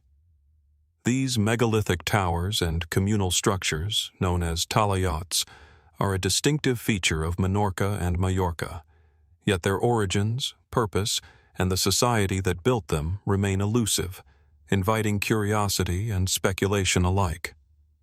Approaching the site today, one is immediately struck by the sheer scale and deliberate arrangement of the settlement. The Talayots, massive cylindrical stone towers, rise like silent sentinels across the landscape, some reaching heights of over 10 meters. They are constructed from rough-hewn stones, stacked without mortar, yet they remain remarkably stable after 2.5 millennia. Between these towers lie residential compounds, open plazas, and enclosures, creating a complex urban pattern that suggests both defensive intent and social organization. The stones themselves, weathered by centuries of wind and sun, radiate a quiet authority, as if the builders intended them to endure not merely as shelters, but as symbols of power, community, and ritual. Excavations reveal that Torre de Galmés was not a single-purpose settlement. Within its walls, archaeologists have uncovered domestic spaces, storage areas, and communal plazas, alongside evidence of ritual activity. Pottery fragments, grinding stones, and ornamental objects indicate a community engaged in agriculture, trade, and social ceremony. Yet the Talayots themselves resist simple interpretation. Were they watchtowers, defensive strongholds, or ceremonial platforms? Could they have served multiple roles simultaneously, blending practical, political, and spiritual functions in ways that remain opaque to modern observers? The sheer effort required to quarry, transport, and position these stones hints at a highly organized society. Yet we are left to wonder, what drove these communities to commit generations of labor to structures whose meaning continues to elude us? The orientation and placement of the Talayots suggest a sophisticated awareness of the surrounding landscape. Some towers are strategically positioned to oversee valleys and approaches, implying a defensive rationale, while others align with distant hills or prominent natural features, hinting at symbolic or ritual significance. Could these alignments have served as territorial markers, astronomical observatories, or sacred axes linking human settlements with celestial events? The deliberate positioning raises questions about the cosmology and social structures of the Talayotic people. Did they view the land as a canvas upon which to inscribe social hierarchy, ritual practice, or spiritual connection? Inside the Talayots, the architecture itself evokes both awe and mystery. The thick walls, narrow entrances, and often featureless interiors suggest spaces designed to impress, protect, or conceal. Some scholars propose that these towers functioned as watchposts, while others see in them ceremonial or astronomical functions, perhaps serving as platforms for observing the sun, moon, or stars during key seasonal cycles. Could the Talayots have been central to communal ritual, aligning human activity with cosmic patterns, or were they primarily symbols of social status, their imposing form asserting the authority of local elites? The truth may lie somewhere between, a fusion of practicality and spirituality that challenges modern categorization. Evidence from surrounding compounds adds further intrigue. The residential structures, rectangular stone enclosures with interior divisions, suggest a settled agricultural society. Traces of granaries, hearths, and storage pits reveal careful planning and resource management. Yet alongside these mundane necessities lie objects of potential ritual significance: carved stones, ceramic offerings, and remains of communal feasting. How did daily life intersect with ceremonial practice? Were the Talayots themselves used in rites of passage, astronomical observation, or ancestor veneration? Their imposing stone forms a backdrop for the spiritual life of the community. The Talayotic people left no written records. So much of our understanding comes from material evidence and educated inference. The monumental scale of Torre de Galmés implies strong leadership, social coordination, and shared cultural purpose. How were decisions made? How was labor organized? And what spiritual or cosmological beliefs underpinned such coordinated effort? In the absence of textual explanation, every stone, every alignment, every artifact becomes a silent question, inviting us to imagine the world of those who placed these stones and lived within their shadow. Speculative interpretations of Torre de Galmés stretch further into the unknown. Some researchers suggest that the Talayots may have functioned as territorial markers, projecting authority across the island and regulating access to resources or trade routes. Others posit that they may have acted as centers for ritualized knowledge, where astronomy, seasonal cycles, and communal memory were encoded in the stone and landscape itself. Could these towers have been multi-purpose spaces, at once practical, defensive, social, and spiritual, embodying a worldview that intertwined human activity with the rhythms of the natural and celestial worlds? The surrounding landscape amplifies the mystery. From the highest Talayots, one can gaze across undulating fields, coastal cliffs, and distant mountains. The placement of the towers appears to integrate observation, communication, and ritual. Were the builders aware of long-distance sightlines, signaling possibilities, or territorial control? Could the Talayots have functioned as a network, linking communities across Menorca through visual cues or shared ritual practice, And if so, what knowledge, social coordination, or belief system enabled such sophisticated use of the landscape in an era before modern mapping or communication tools? Walking among the stones of Torre den Galmés today, one senses the interplay of human labor, intention, and aspiration. Each talayot, each wall, each enclosure conveys deliberate thought and effort, yet the precise meaning of these constructions remains tantalizingly out of reach. What rituals unfolded within these stone towers? How did daily life intersect with ceremonial practice? What stories, beliefs, or cosmologies guided the hands that shaped these stones and the people who dwelled among them? Even as modern archaeology illuminates aspects of construction, diet, and artifact use, the deeper questions persist. Why did the Talayotic people choose this particular site, this configuration, and these monumental forms? How did they transmit knowledge across generations, ensuring continuity of practice, belief, and construction technique? And what remains hidden beneath the soil and stones, waiting to reveal insights into a society that flourished, then vanished, leaving only these enigmatic towers in the sun-drenched landscape? The Talayots also invite reflection on the universality of human ingenuity. Across time and space, societies have erected monumental architecture, aligned settlements with the sky, and imbued labor and stone with spiritual significance. Yet each culture does so within its own framework of understanding, leaving us to interpret gestures that were once immediate and clear to the builders, but are now layered in mystery. Torre den Galmés, with its towers, plazas, and compounds, embodies both continuity and enigma, a testament to human ambition, organization, and imagination that continues to challenge and captivate modern observers.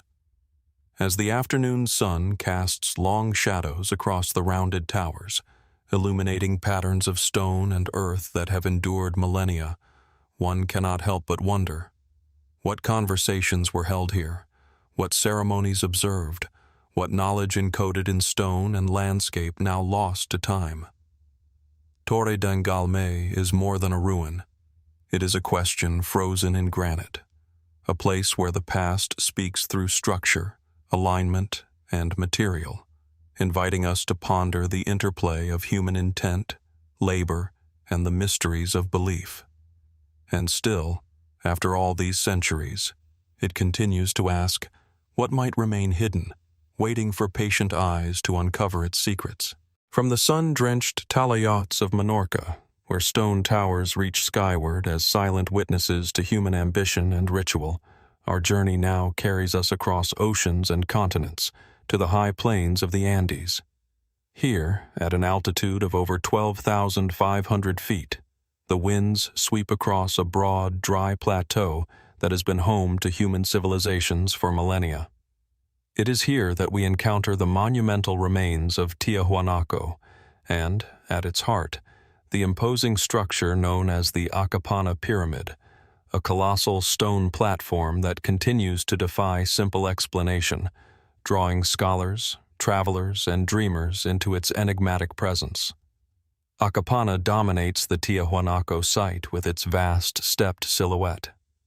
From a distance, it appears as a series of immense terraces, meticulously constructed with enormous stone blocks that form a geometric harmony in the landscape. Unlike the pyramids of other regions, Akapana is not oriented purely vertically. Its stepped form creates a terraced, nearly flattened pyramid that rises gently yet resolutely from the plateau. Approaching the structure, one becomes aware of its scale. Terraces large enough to host hundreds, perhaps thousands of people, stones hewn with such precision that even modern engineers marvel at their alignment and fit. How did these highland builders, working at such altitudes and with limited technology, achieve such precision and durability? Archaeological studies suggest that Akapana may have served as both a ceremonial center and a ritual platform, yet the exact nature of these ceremonies remains elusive. Excavations have revealed a network of canals and channels, intricately carved into the terraces, leading some scholars to propose that the pyramid functioned as a water ritual site. Rainwater, carefully channeled through these channels, may have been collected and used in offerings or symbolic purification ceremonies. But why invest such monumental effort into hydraulic engineering? Was it purely ritual, or did these channels serve practical purposes in an environment where water is precious? Could there be layers of meaning, intertwining the sacred and the pragmatic in ways we are only beginning to glimpse? The pyramid's construction itself raises profound questions. Its core consists of massive stones, some weighing several tons, arranged with painstaking attention to alignment and stability. Yet, unlike many other monumental constructions, there is no clear evidence of large-scale labor organization in the historical record. Did a centralized authority command armies of workers, or was this a communal effort driven by shared spiritual or civic motivation? The logistics alone, quarrying, transporting, and positioning these enormous stones at such high altitudes, test our understanding of pre-Columbian engineering and social organization. How did the builders overcome these challenges, and what knowledge did they possess that seems astonishing even by modern standards? Akapana's terraces, carefully arranged in a rectangular plan, conceal other mysteries. Buried within the structure are caches of carved stones, human remains, and ceremonial artifacts, suggesting that the pyramid functioned not merely as a monument, but as an active center for ritual and commemoration. Among these finds are intricately carved stone heads and statues, some depicting faces with features that evoke both human and abstract qualities. Were these objects representations of deities, ancestors, or symbolic forces? And what role did they play in the lives of those who ascended the terraces, performed rituals, or observed ceremonies at the summit? The pyramid's alignment and position within the greater Tiahuanaco complex add another layer of intrigue. The Akapana is oriented in relation to the surrounding plazas, gateways, and distant mountains, suggesting a sophisticated understanding of spatial planning and possibly astronomical phenomena.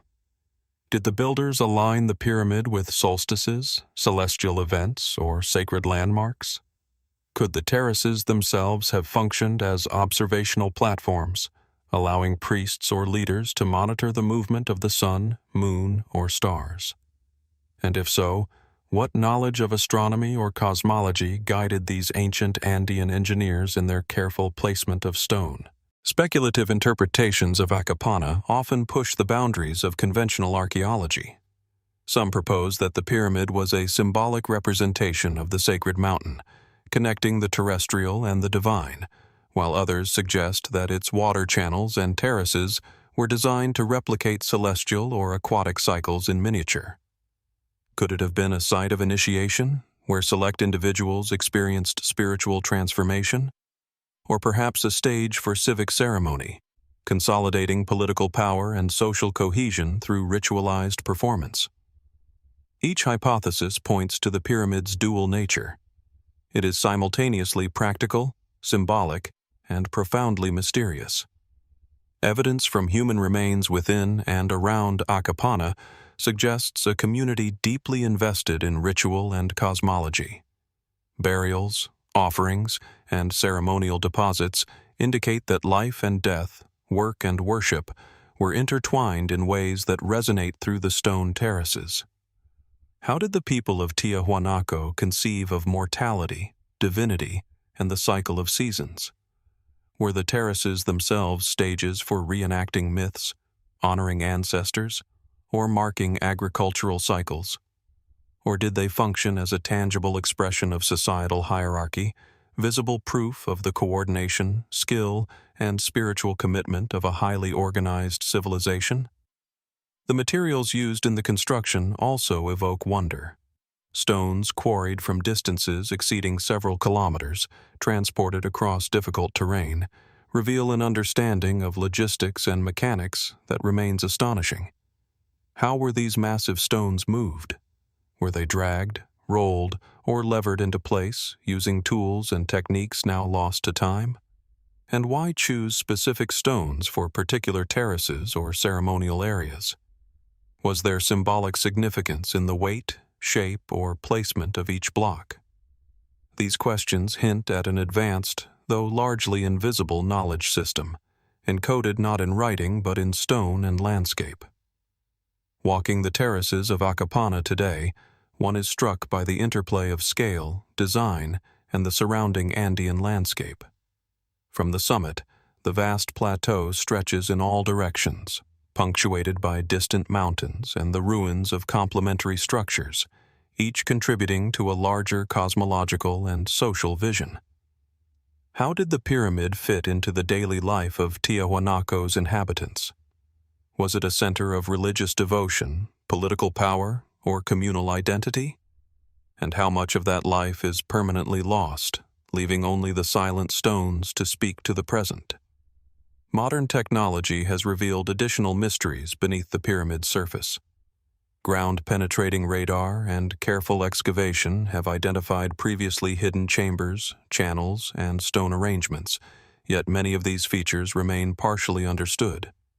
Could there be ritual spaces, burial caches, or ceremonial conduits still waiting to be uncovered? And if so, what secrets might they hold about the people who built Akapana, their society, and their worldview? Each discovery deepens our admiration and magnifies our curiosity, reminding us that human ingenuity has always outpaced the records left behind. The enduring presence of Akapana continues to inspire speculation, reflection, and wonder. Its terraces, stone blocks, and subtle alignments suggest a civilization capable of extraordinary planning, labor coordination, and symbolic thinking. And yet, despite decades of study, the pyramid resists full understanding, leaving us to ponder the motivations, beliefs, and knowledge of its creators. What stories, rituals, or knowledge are hidden within the terraces? How did the builders conceive of their world, and what role did Akapana play in shaping the lives of those who dwelled in its shadow? As the sun sets over the Altiplano, casting long shadows across the terraces, one is reminded of the paradox that defines Akapana, a structure of immense human effort and ingenuity intended to endure, yet whose full meaning remains tantalizingly elusive. The pyramid stands as both a monument and a question, a testament to human skill, vision, and spiritual aspiration, and a silent invitation to continue exploring, studying, and imagining the lives of those who created it. What remains hidden beneath the terraces, in the channels, and within the very stones themselves? And what secrets of the ancient world might still be waiting to be revealed to those willing to look, to wonder, and to follow the faint traces of human endeavor across the millennia? From the sun-baked terraces of Akapana in the high Andes, where wind-carved stones and carefully engineered channels hint at a civilization that understood the delicate balance between ritual, environment, and human ambition, we now travel across oceans and continents to the verdant archipelago of Japan. Here, in the northern expanses of Honshu, amidst rolling hills, dense forests, and river valleys, lie the enigmatic Jomon stone circles, silent witnesses to a society that flourished thousands of years ago, leaving behind not written records, but enduring arrangements of stone that continue to puzzle archaeologists and historians alike. These circular arrangements, some measuring over 100 meters in diameter, are composed of carefully placed stones, many of them unshaped, yet deliberately positioned to create geometric harmony. Unlike later monumental constructions, which often reach skyward or serve as burial mounds, the Jomon circles remain earthbound, grounded in the landscape with an almost organic precision. Walking among them today, one senses an immediacy, a human presence echoing across millennia. The stones, weathered by centuries of rain, frost, and forest growth, carry a quiet authority, as if speaking to the rhythm of life, ritual, and observation that once centered on them. Dating from as early as 3000 BC to 500 BC, The Jomon period is remarkable for its sophisticated hunter-gatherer culture, which developed complex pottery, ritual practices, and semi-permanent settlements long before the advent of large-scale agriculture. Yet, these stone circles seem to occupy a realm beyond mere domesticity. Archaeologists have suggested that they served ceremonial purposes, perhaps marking sacred spaces, gathering sites, or seasonal observatories. But what exactly were these ceremonies? Were they rooted in ancestor veneration, astronomical observation, or cosmological belief? And why were such monumental efforts dedicated to arranging stones in perfect circles on forested hillsides, sometimes in alignment with distant peaks or river valleys? The arrangement of stones within the circles demonstrates a striking geometric awareness.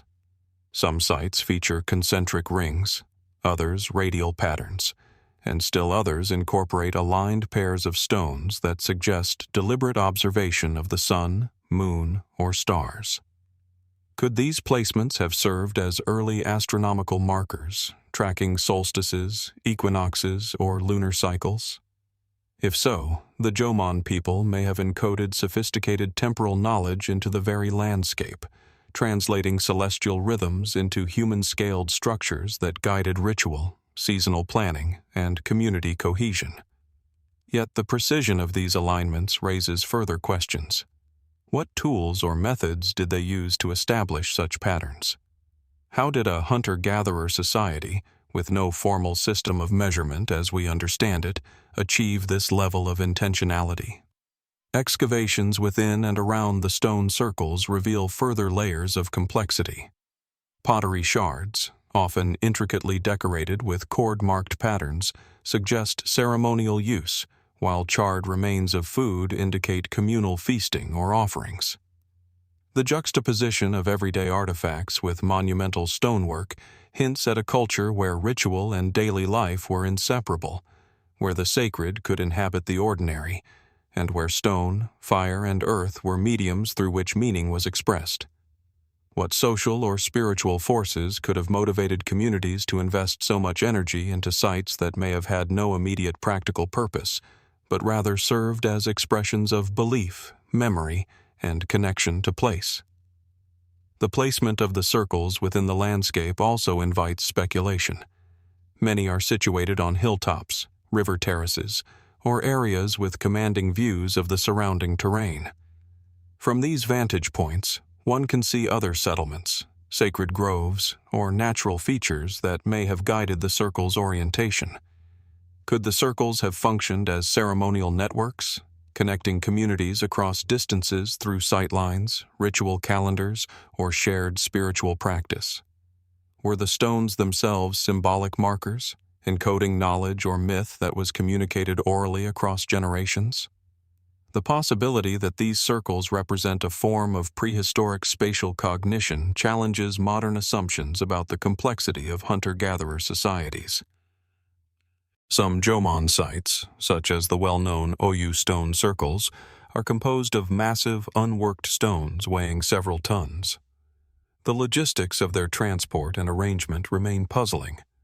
How were these stones moved, lifted, and positioned without wheeled vehicles or advanced mechanical tools?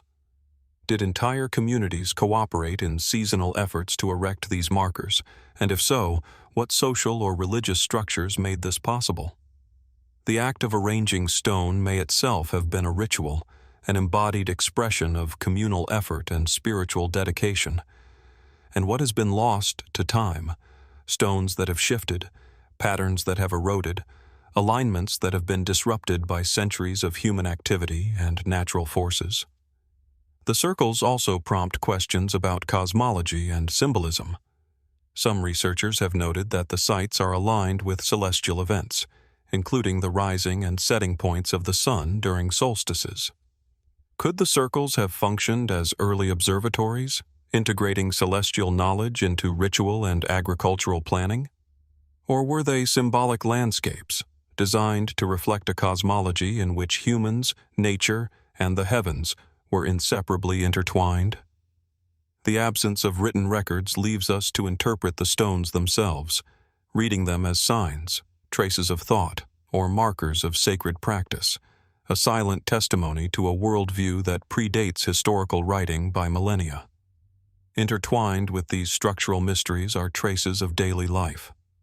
Archaeological evidence shows that these communities engaged in fishing, hunting, and the cultivation of small-scale crops, yet they devoted considerable energy to ceremonial structures that were far from utilitarian. What does this duality reveal about the Jomon people's priorities, beliefs, and social organization? Did they perceive the stone circles as anchors of community identity, or as spaces where the mundane and the sacred intersected? And how did these sites evolve over time, as generations maintained, expanded, or reshaped the arrangements according to shifting social, environmental, or spiritual needs? Speculative interpretations abound, reflecting both the limitations of material evidence and the enduring fascination of these sites.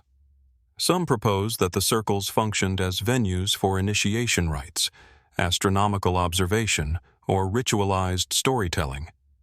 Others suggest that the stones served as mnemonic devices, encoding oral histories, myth, or genealogical knowledge in physical form. Could it be that the circular form itself, the endless repetition, the symmetry, the containment, was intended to reflect cycles of life, death, and regeneration, embedding cosmology into human-scaled geometry? Each stone, each alignment, each concentric ring invites reflection on the mind and imagination of the builders, their capacity to translate abstract concepts into tangible, enduring form. Walking among the Jomon circles today, one senses the interplay of time, landscape, and human effort. The wind carries whispers of past ceremonies, laughter, and communal activity. Shadows cast by the stones trace patterns that shift with the sun, hinting at the possibility that the builders understood, in a practical and symbolic sense, the movements of the celestial sphere.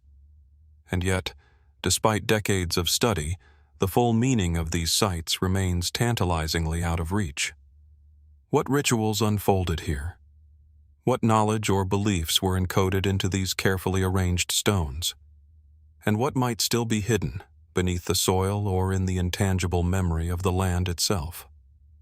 Modern research continues to uncover new layers.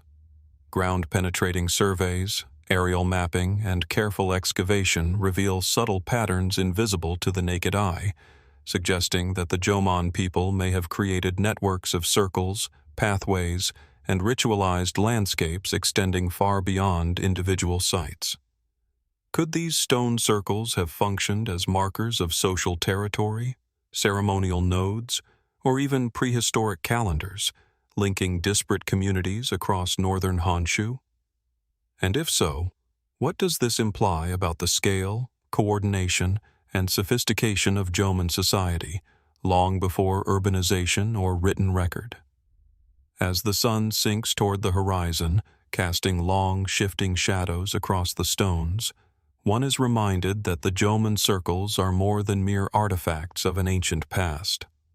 They are questions frozen in place, challenges to our understanding, and invitations to reflect on human creativity, ritual, and connection to the land.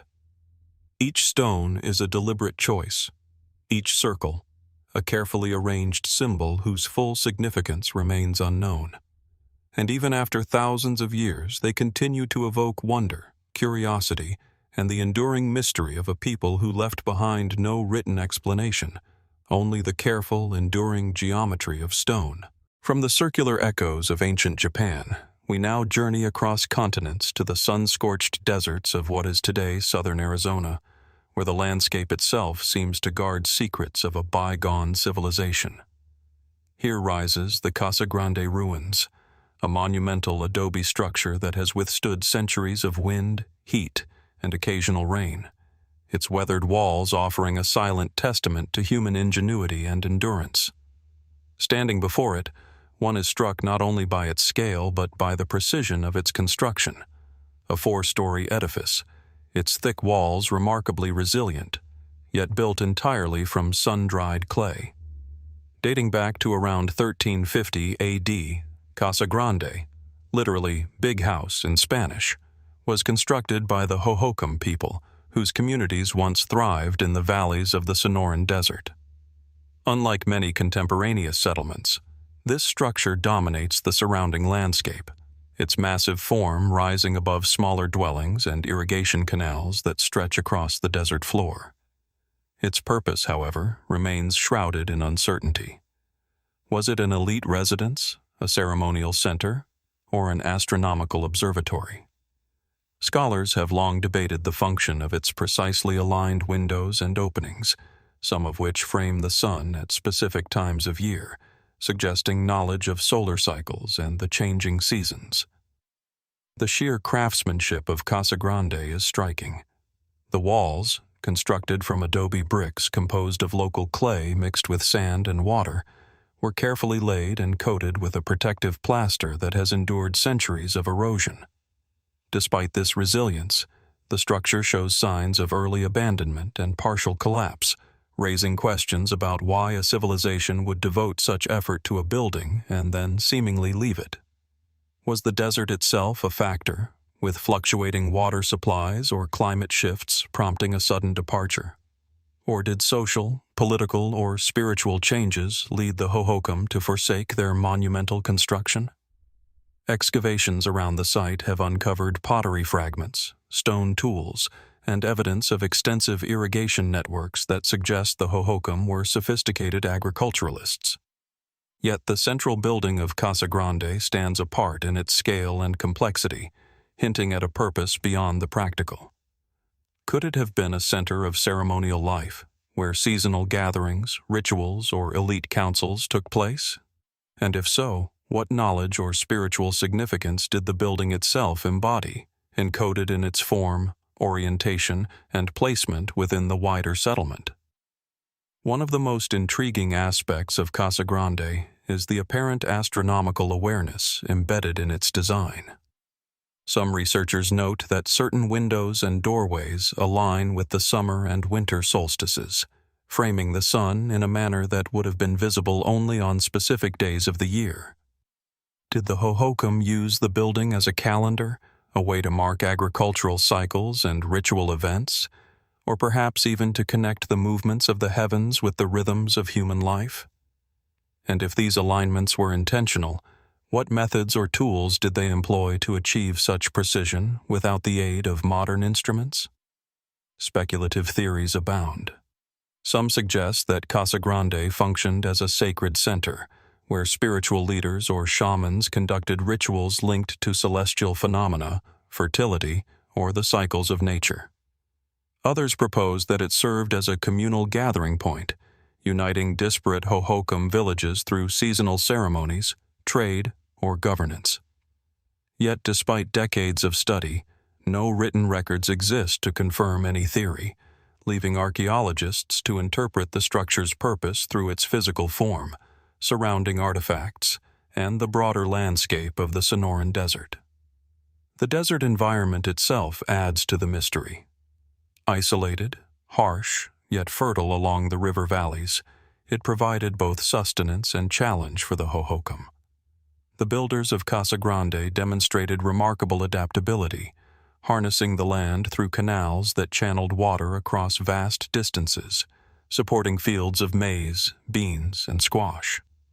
But the central building, towering above these irrigated fields, seems to transcend practicality. Why invest so much labor into an imposing structure whose function remains ambiguous, especially in a demanding desert landscape where survival depended on efficiency and resource management? Adding to the enigma is the absence of evidence for extensive habitation within the Casa Grande itself. Unlike other settlements with multiple rooms clearly designed for daily living, this building's interior is sparse, its chambers largely empty, with thick walls punctuated by small windows and ventilation openings. Could these features indicate specialized use, ritual, observation, or governance, rather than domestic life? And if so, what does this suggest about the social and spiritual organization of the Hohokam people? Who built an entire city around such a singular structure? As we consider the remnants of Casa Grande today, it is impossible not to be drawn into speculation about the lives of those who constructed it. How did they coordinate labor, design, and construction in a community spread across desert valleys? What cultural or spiritual imperatives guided their choice of location, scale, and orientation?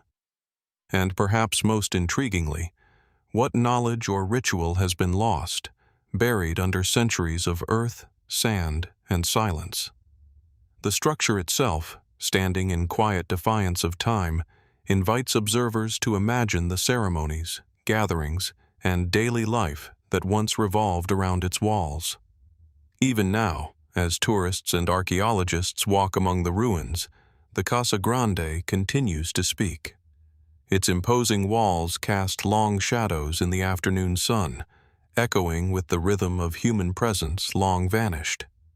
Each doorway and window prompts questions about intention and function, about the ingenuity of builders whose understanding of structure, environment, and perhaps celestial cycles remains partly elusive.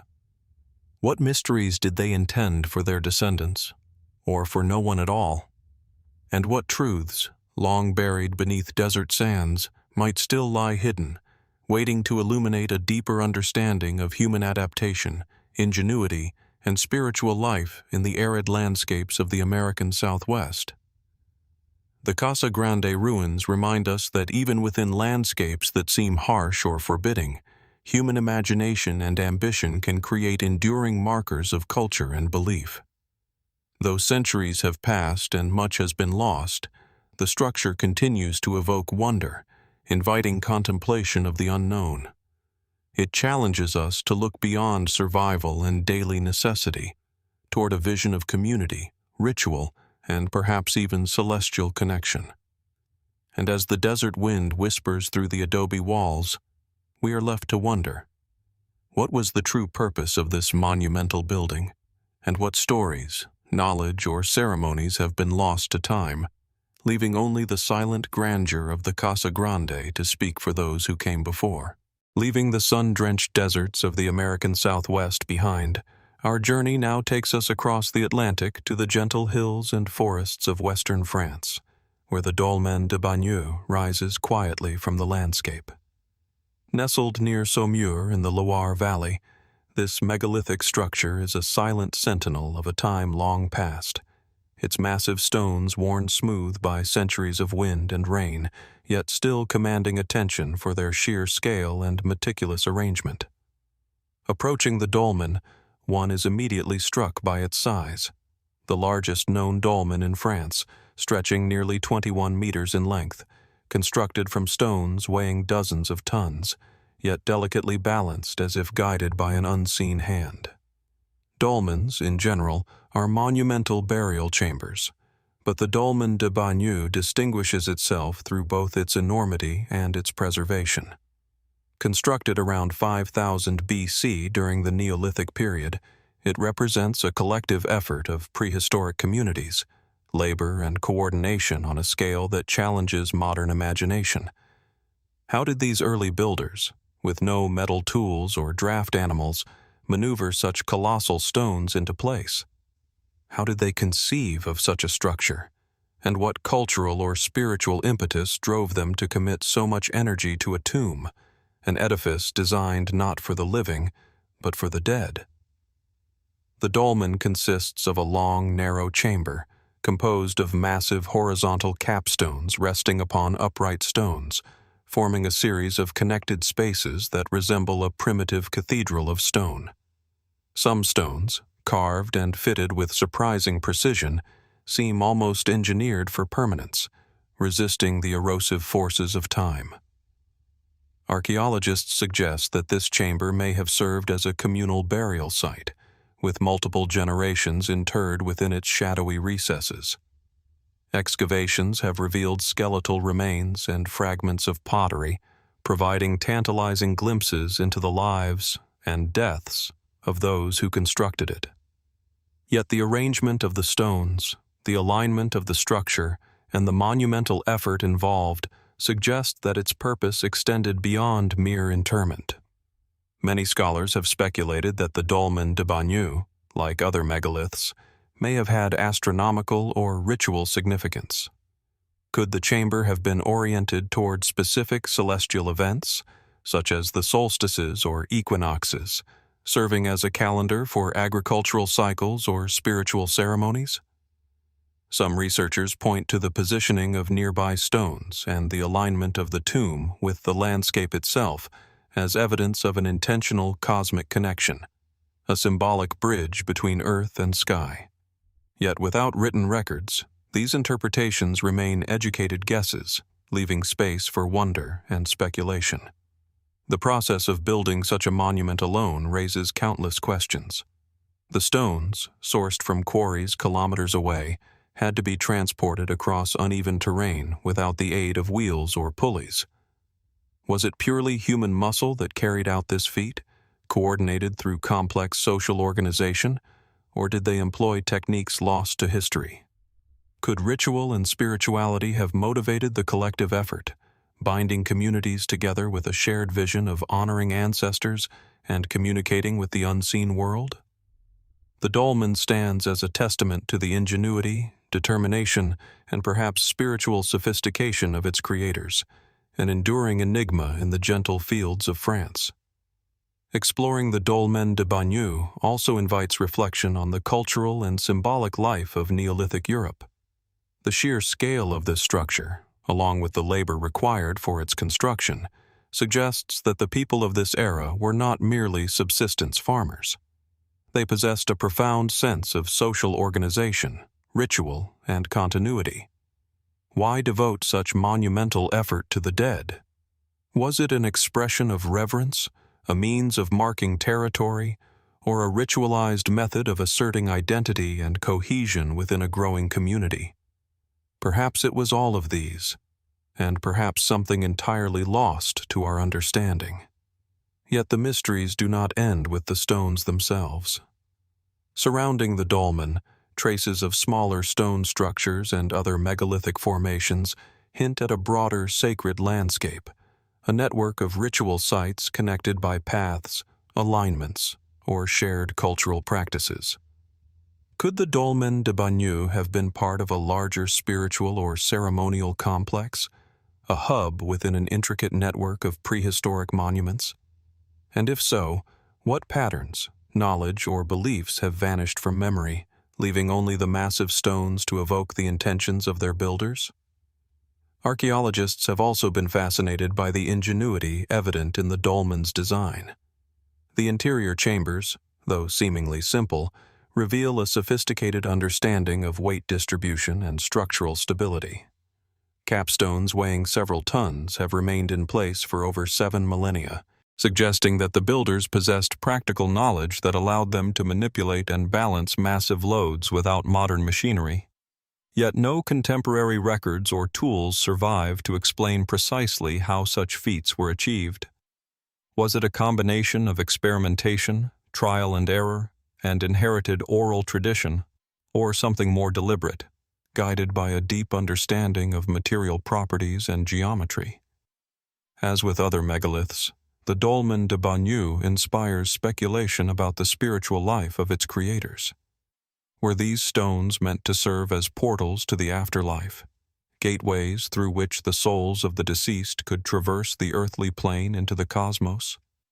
Or were they markers of memory, monuments designed to ensure that the deeds, lineage, or spirits of the dead were never forgotten by the living? Could the alignment, form, and orientation of the structure reflect a worldview in which humanity, nature, and the cosmos were intimately intertwined, a sacred geometry whose meaning has been obscured by time?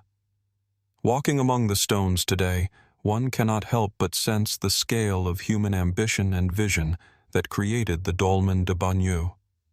The quiet fields, gently rolling hills, and the distant hum of modern life do little to diminish the presence of the ancient stones.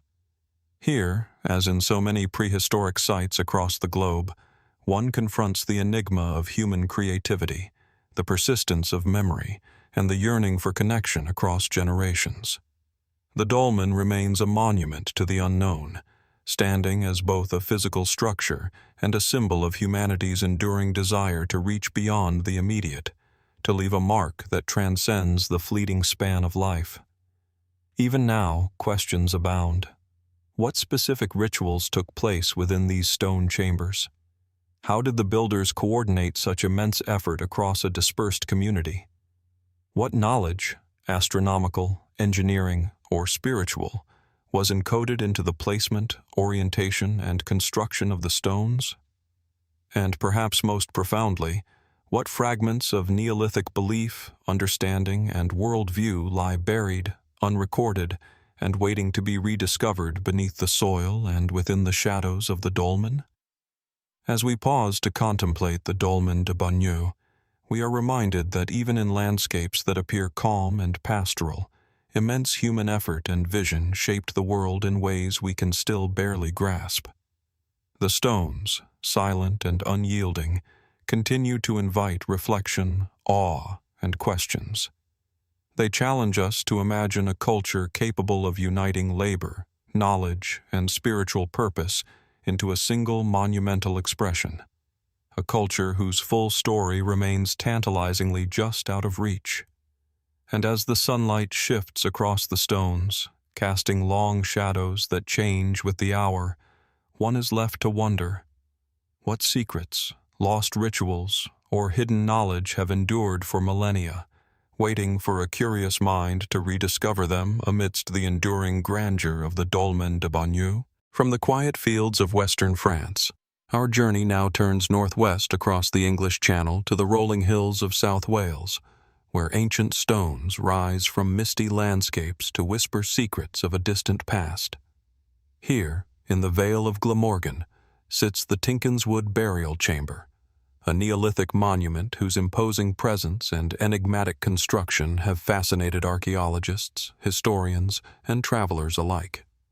Unlike the sprawling horizontality of the Dolmen de Bagneux, Tinkinswood commands attention through its verticality, a single, immense capstone hovering over a subterranean chamber, like a celestial roof guarding the memories of those long gone. Approaching Tinkinswood, the scale of the site is immediately apparent. The capstone itself weighs an estimated 40 tons and stretches over 6 meters in length, balanced precariously on slender, upright stones, some of which are partially buried in the soil to hold the structure in place. The sheer audacity of such an undertaking in 4000 BC challenges our understanding of Neolithic engineering. How did communities of this era lift and maneuver such colossal stones with nothing but ropes, wooden levers, and perhaps sheer human ingenuity? What drove these ancient people to devote such effort and coordination to a tomb, a place of death, yet infused with life through ritual and memory? Archaeologists have long debated the function and symbolism of Tinkinswood. Excavations conducted in the early 20th century revealed the skeletal remains of at least 30 individuals within the chamber, their bones carefully arranged in ways that suggest both reverence and ritual. Unlike isolated burials, Tinkinswood seems to have served as a communal resting place, a site where generations were interred together, their bodies bound to a landscape and to one another through shared monumentality. Could the chamber have acted as a focal point for social cohesion, a sacred locus where the living communed with ancestors, seeking guidance, protection, or continuity in an unpredictable world? The architecture of the site itself provokes questions about intention and knowledge. The massive capstone, now slightly tilted due to centuries of settling, once rested perfectly atop its supporting stones, forming a precise, enclosed chamber. Some researchers have suggested that the monument may have had astronomical significance, aligned with solstices or lunar cycles to mark the passage of time, seasons, and agricultural patterns. Could the builders have encoded knowledge of the heavens into stone, creating a sacred calendar of cosmic events? And if so, what does this tell us about the Neolithic worldview, where death, life, and the cosmos were intimately intertwined in ways modern observers can only speculate upon? Beyond the chamber itself, the surrounding landscape hints at a broader ritual context. Nearby, scattered megaliths and subtle earthworks suggest that Tinkinswood was not an isolated tomb, but part of a network of sacred sites. Did processional pathways connect these monuments, forming routes of pilgrimage, ceremony, or storytelling? Were these early communities mapping their understanding of the cosmos and the cycles of life across the terrain, leaving behind stone markers that guide us to questions more than answers? The very positioning of Tinkinswood in relation to hills, rivers, and other natural features evokes a sense of intention, a conscious embedding of human ritual within the broader landscape. The human effort required to construct Tinkinswood is staggering to imagine. Transporting the capstone alone would have required not only physical strength but also coordination, ingenuity, and perhaps spiritual motivation to galvanize a community to work toward a shared goal. Could these efforts have been accompanied by ritualized chants, songs, or ceremonies designed to sanctify the task, ensuring the alignment of human action with the sacred purpose of the monument? And if such intangible elements were indeed part of the construction, how much of the cultural, spiritual, and technological knowledge of the builders has been lost to time, leaving only the silent stones to hint at a sophistication beyond our understanding? Inside the chamber, one can almost feel the weight of generations, the dense, quiet presence of the dead, and the imprint of rituals long forgotten. The human remains suggest that Tinkinswood was used over centuries, a continuous locus of burial that may have witnessed countless rites of passage, seasonal observances, and ceremonial acts. The careful placement of bones, combined with the architectural precision of the structure, implies a culture deeply aware of mortality, of memory, and of the desire to preserve connection across time. How did these Neolithic people conceptualize the afterlife, if at all? Did the chamber serve as a conduit to the spiritual realm, a vessel for souls awaiting a journey beyond, or as a tangible memorial for the living, to honor and remember their ancestors?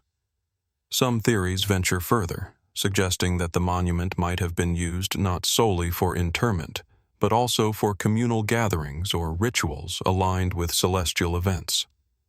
Could Tinkinswood have served as a venue for rites that we can no longer fully reconstruct? Ceremonies where the living and dead intersected in sacred space, where the capstone itself symbolized the overarching sky and the chamber beneath, the womb of the earth.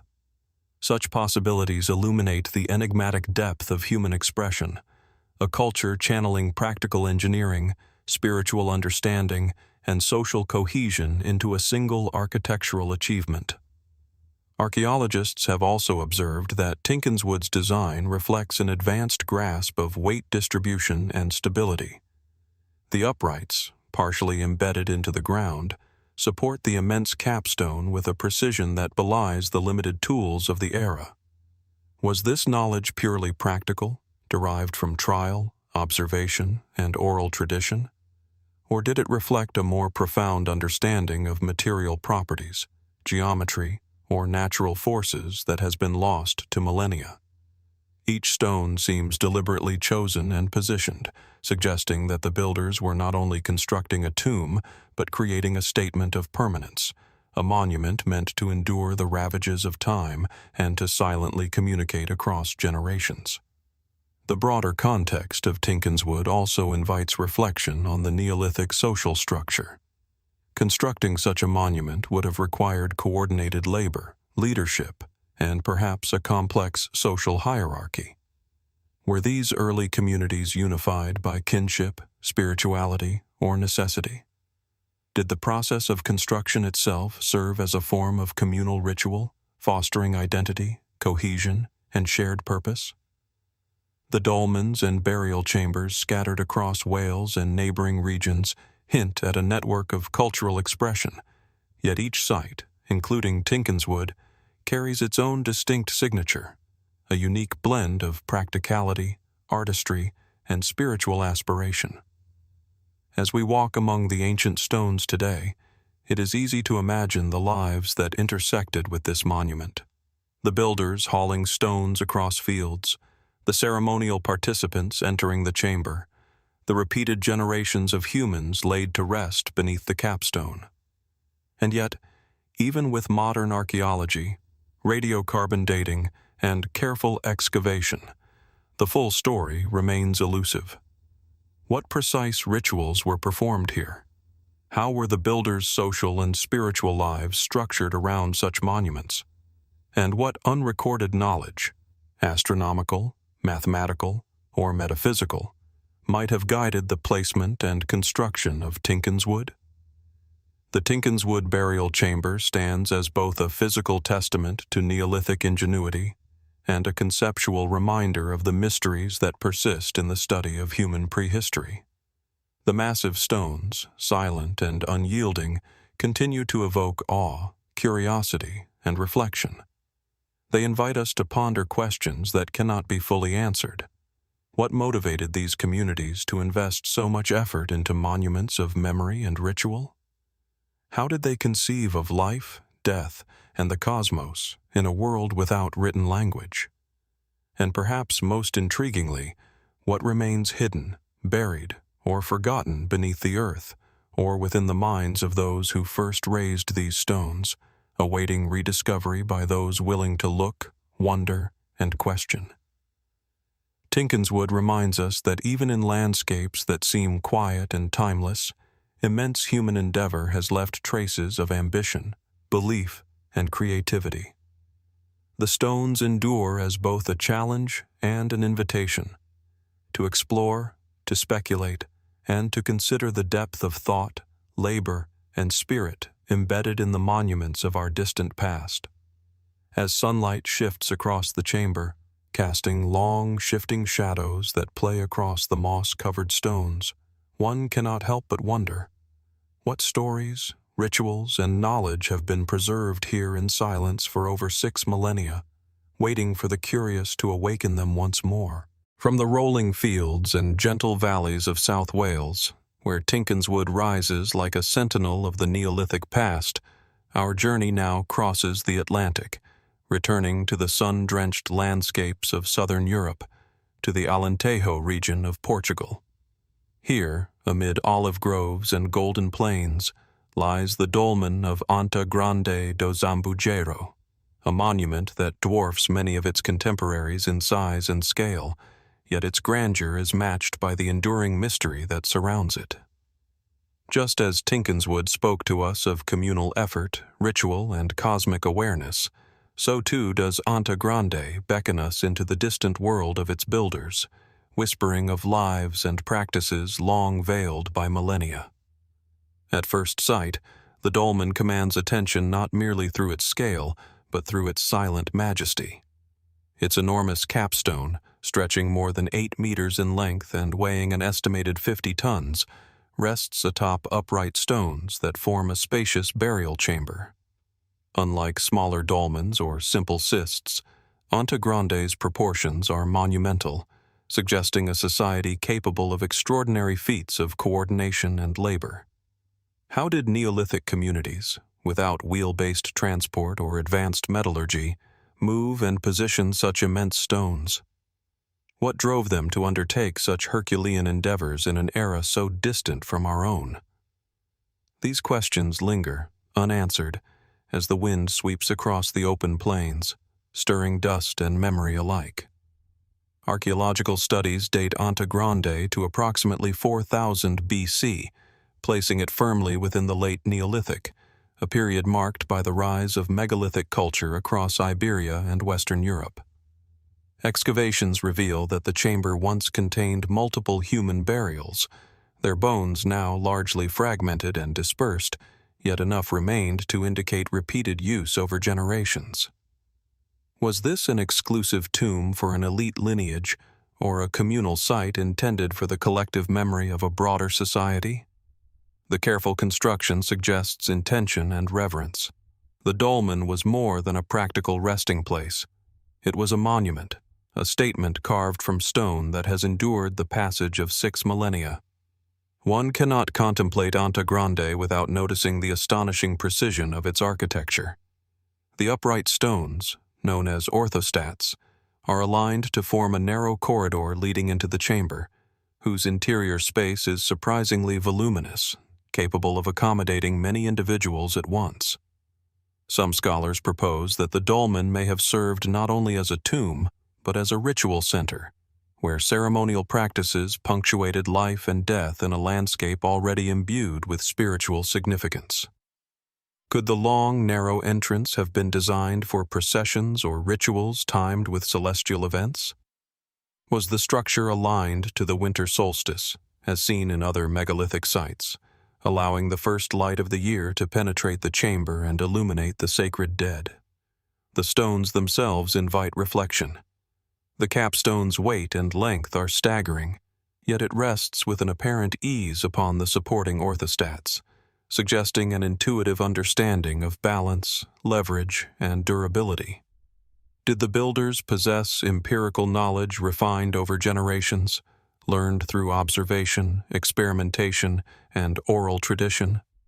Or did the monument's construction rely on more intangible methods, perhaps blending the practical with the symbolic, ritual, or even mystical? The very act of raising the capstone may have been a communal rite, its successful placement a testament not only to human ingenuity, but also to the cohesion and shared belief of a people long vanished.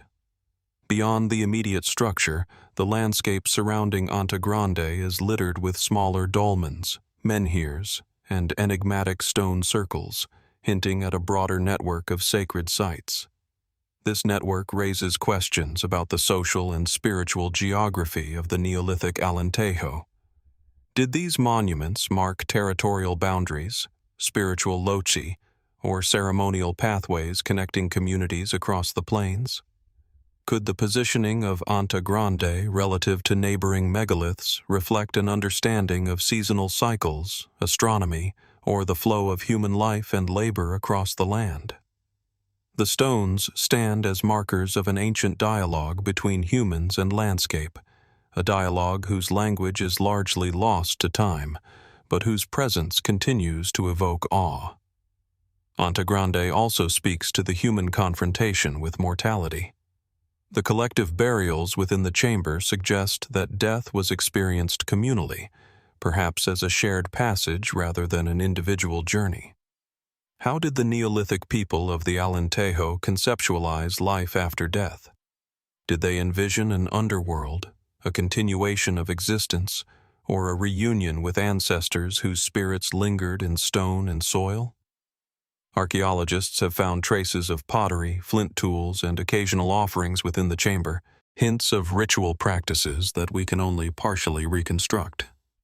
These fragments suggest that the dolmen functioned as a locus of memory, reverence, and perhaps ongoing spiritual interaction, binding the living and the dead across generations. The dolmen's sheer scale also implies a level of societal organization that challenges assumptions about Neolithic communities.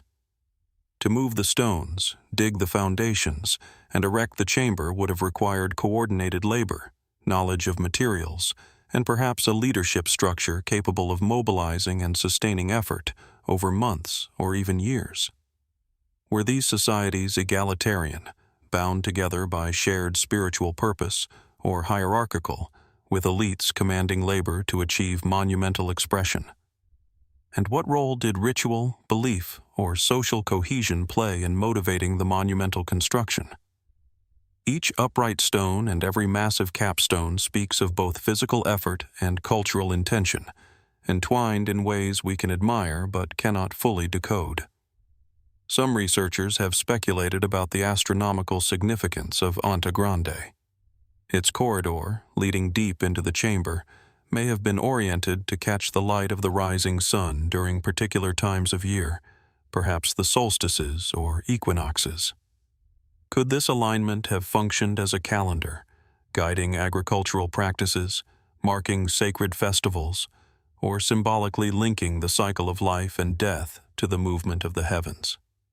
Others have suggested more speculative interpretations, proposing that the dolmen's enormous stones could have served acoustic purposes, amplifying chants or ceremonial sounds within the chamber. While such ideas cannot be confirmed, they highlight the interplay of practicality, ritual, and imagination inherent in megalithic architecture.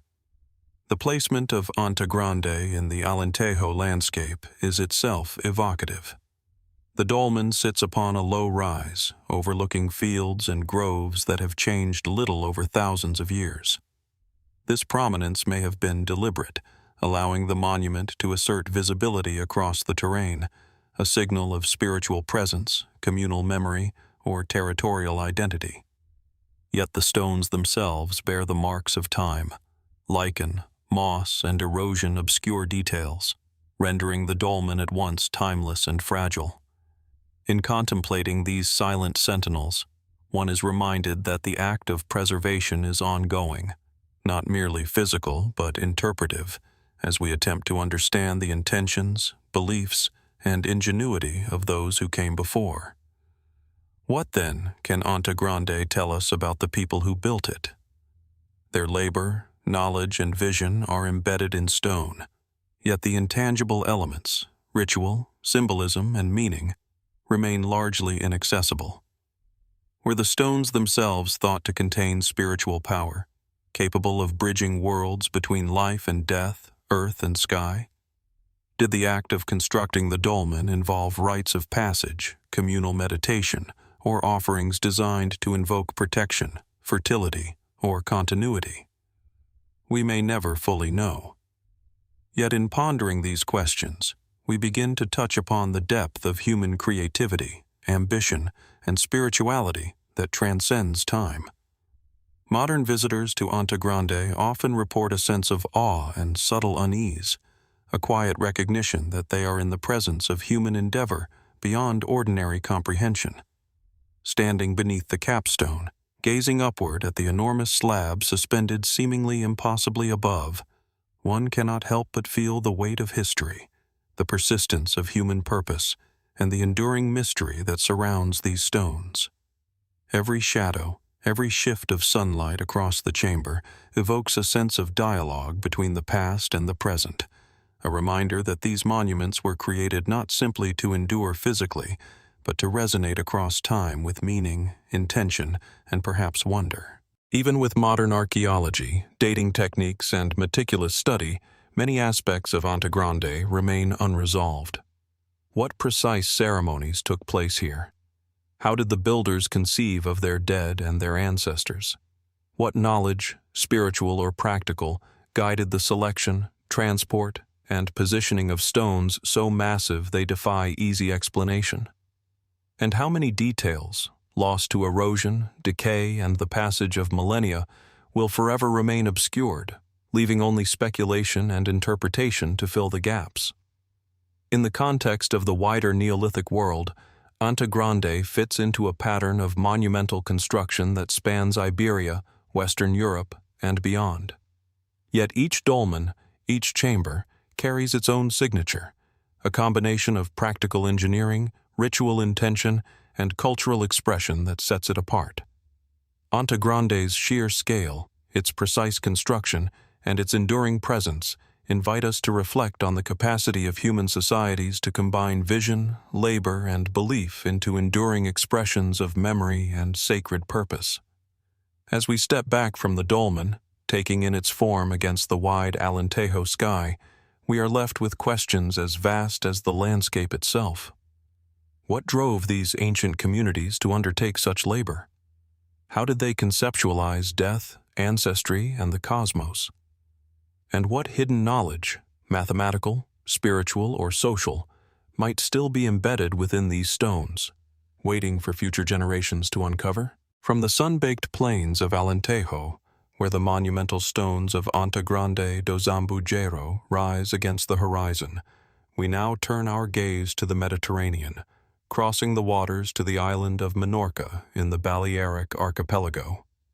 Here, amid rolling limestone terraces and windswept scrublands, stands a structure as enigmatic and compelling as any in prehistoric Europe, the Naveta des Tudons. Unlike the sprawling megalithic corridors of Iberia, this monument presents itself as a compact, almost ship-like stone vessel, poised quietly amidst the undulating hills, yet carrying a weight of mystery that has drawn scholars and travelers alike for centuries. At first glance, the Naveta's form is arresting. Constructed of massive limestone blocks, carefully fitted together without mortar, the structure resembles an inverted boat, its curved roof creating a hull-like profile that seems designed for floating through stone rather than water. It is oriented with precision, facing a gentle incline that opens toward the horizon, where the Mediterranean light casts long shadows across the island. The enormity of the stonework is immediately apparent. Each block, sometimes weighing several tons, was transported, lifted, and positioned with a skill that speaks of both ingenuity and ritual. How did the prehistoric people of Minorca accomplish such feats without modern machinery? And why choose this distinctive Naveta form? Why this vessel-like shape for a monument dedicated to the dead? Archaeologists date Naveta des Tudons to around 1000 BC, placing it in the Talayotic period, a time when the Balearic Islands were home to unique megalithic cultures with their own architectural vocabulary. Excavations reveal that the Naveta functioned primarily as a collective tomb, containing the remains of dozens of individuals, accompanied by a modest assortment of artifacts, including pottery, bone tools, and ornaments. The burials suggest repeated use over generations, yet many questions remain. Were these interments reserved for a specific social group, an elite lineage, or were they communal, reflecting a collective memory and reverence for ancestors? The spatial arrangement of the remains, combined with the architecture itself, hints at a sophisticated understanding of both ritual and space, yet the full meaning of the design continues to elude us. The Naveta's architecture is a marvel of balance and foresight. Its walls rise in precise courses, narrowing slightly as they ascend, culminating in a curved, almost vaulted roof that both distributes weight and evokes the image of a vessel ready to carry its precious cargo across an unknown sea. Unlike simpler dolmens or cists, the interior chamber is fully enclosed, with a low entrance that requires careful stooping to enter, heightening the sense of transition from the living world into the realm of the dead. Could this entrance have had symbolic significance, a threshold marking the passage from life to death, the temporal to the eternal? And does the very act of bending, of bowing as one enters, reflect a ritual acknowledgement of the ancestor's presence? The placement of Naveta des Tudons within the Minorcan landscape is no less deliberate. Situated on a gently rising plain, the monument is visible from afar, yet not entirely dominating, a subtle prominence that blends respect for the land with the assertion of human presence. Surrounding the Naveta are traces of Talayotic settlements and smaller megalithic constructions, suggesting that it formed part of a broader ritual or social network. Could the Naveta have functioned as a focal point for funerary rites, drawing communities together in ceremonies that reinforced social bonds and cosmological beliefs? Or was its significance primarily local, a sacred site for a specific village or clan? The answers remain tantalizingly out of reach, inviting speculation and careful observation alike. Inside the chamber, the human remains speak of lives intertwined with this stone vessel. Bones are layered, sometimes carefully arranged, sometimes intermingled, a testament to the repeated use of the tomb and the continuity of cultural practice. Pottery fragments and small personal artifacts hint at the beliefs and values of the Talayotic people, yet these items offer only glimpses into the intangible. Their thoughts on death, their spiritual practices, and the ways they conceived of the afterlife. Did the vessel-like form of the Naveta symbolize a journey to another world, a voyage for the souls it contained? Was the structure intended to protect the dead physically, spiritually, or both? These questions linger, silent and persistent, as the stone walls hold their secrets through centuries of wind, sun, and rain. The construction techniques of Naveta des Tudons reveal an intimate knowledge of stone and space. The builders selected massive limestone blocks, transported them from nearby quarries, and positioned them with remarkable precision. The corbelled roof, in particular, demonstrates an understanding of weight distribution that allows the structure to endure millennia of weathering and seismic activity. Yet the methods remain partially speculative. Did the builders employ wooden levers, earthen ramps, or other tools now lost to history? And were these techniques the result of trial and error, of accumulated knowledge passed down through generations, or guided by ritual and symbolic considerations? The intersection of practicality and spirituality is evident, yet its full dimensions are unknown. Some researchers have considered the symbolic resonance of the Naveta's shape. The resemblance to an inverted boat is striking, especially in an island context where the sea dominated daily life. Was the monument meant to carry the deceased across a metaphorical or spiritual ocean, connecting the mortal world with ancestral realms or otherworldly destinations? Alternatively, could the form have had practical origins, simply a stable and durable architectural solution, with its symbolic implications developing later as cultural imagination layered meaning upon function? The ambiguity of interpretation is itself part of the Naveta's allure, a quiet reminder that prehistoric architecture often blends utility with profound, sometimes ineffable significance. The surrounding landscape enhances the monument's enigmatic presence.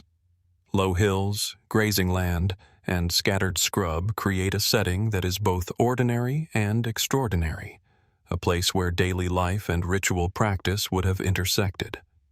In this context, the Naveta emerges as a node of memory and authority, a place where communities confronted mortality, expressed reverence, and perhaps negotiated the boundaries between living and dead. Yet the specific rituals conducted here remain largely unknown. Did families gather annually for commemorative rites? Were offerings left within or near the chamber to honor the ancestors? The archaeological record hints at repeated use and careful attention, yet much remains hidden beneath the stone floor and the passage of centuries. The durability of Naveta des Tudons is itself a source of wonder. Unlike wooden or perishable structures, these stones resist time, yet they also preserve the silence of the past. We are left to interpret not only the physical traces, but the cultural and spiritual intent behind them. How did the Talayotic people envision the journey of the dead, the continuity of their lineage, and the interplay between earth, stone, and sky? What knowledge of geometry, astronomy, or cosmology informed their design choices? And what elements of belief and practice have been lost forever, leaving only the stones as witnesses to lives we can scarcely imagine? Naveta des Tudons invites us to contemplate human ambition, ingenuity, and devotion on a scale both intimate and monumental. The labor required to construct such a tomb, the care in selecting and positioning stones, the repeated use across generations, all point to a society capable of complex social organization, deep spiritual reflection, and enduring cultural expression. Yet beyond these inferences, there is an aura of mystery, a quiet insistence that not everything can be explained by technique or ritual alone. The monument itself, shaped by human hands but seemingly imbued with its own presence, speaks across millennia, challenging us to imagine the minds and spirits that conceived it. As we trace the contours of the Naveta, step through its low entrance, and pause within the hushed chamber, we are invited into a dialogue with the past. The echoes of footsteps, the imagined voices of ritual participants, and the faint glimmer of sunlight through the entrance all conspire to create a sense of continuity across time. Yet for all our study and speculation, the full story of Anta Grande's successors, the people of Minorca who built this inverted stone vessel, remains unresolved. The combination of ingenuity, ritual sophistication, and monumental ambition continues to inspire questions as profound as the Mediterranean horizon itself. Modern visitors often remark on a sense of quiet reverence within the Naveta. The smooth, weathered stones, the solemnity of the chamber, and the sheer ingenuity of its construction create an atmosphere that feels both sacred and elusive. Standing within the tomb, one is reminded that these structures were designed to endure not merely physically but culturally, to communicate values, beliefs, and memory across generations. Yet the silence of the stones is not emptiness. It is an invitation to observe, to imagine, and to reflect upon the lives, deaths, and aspirations of those who came long before us.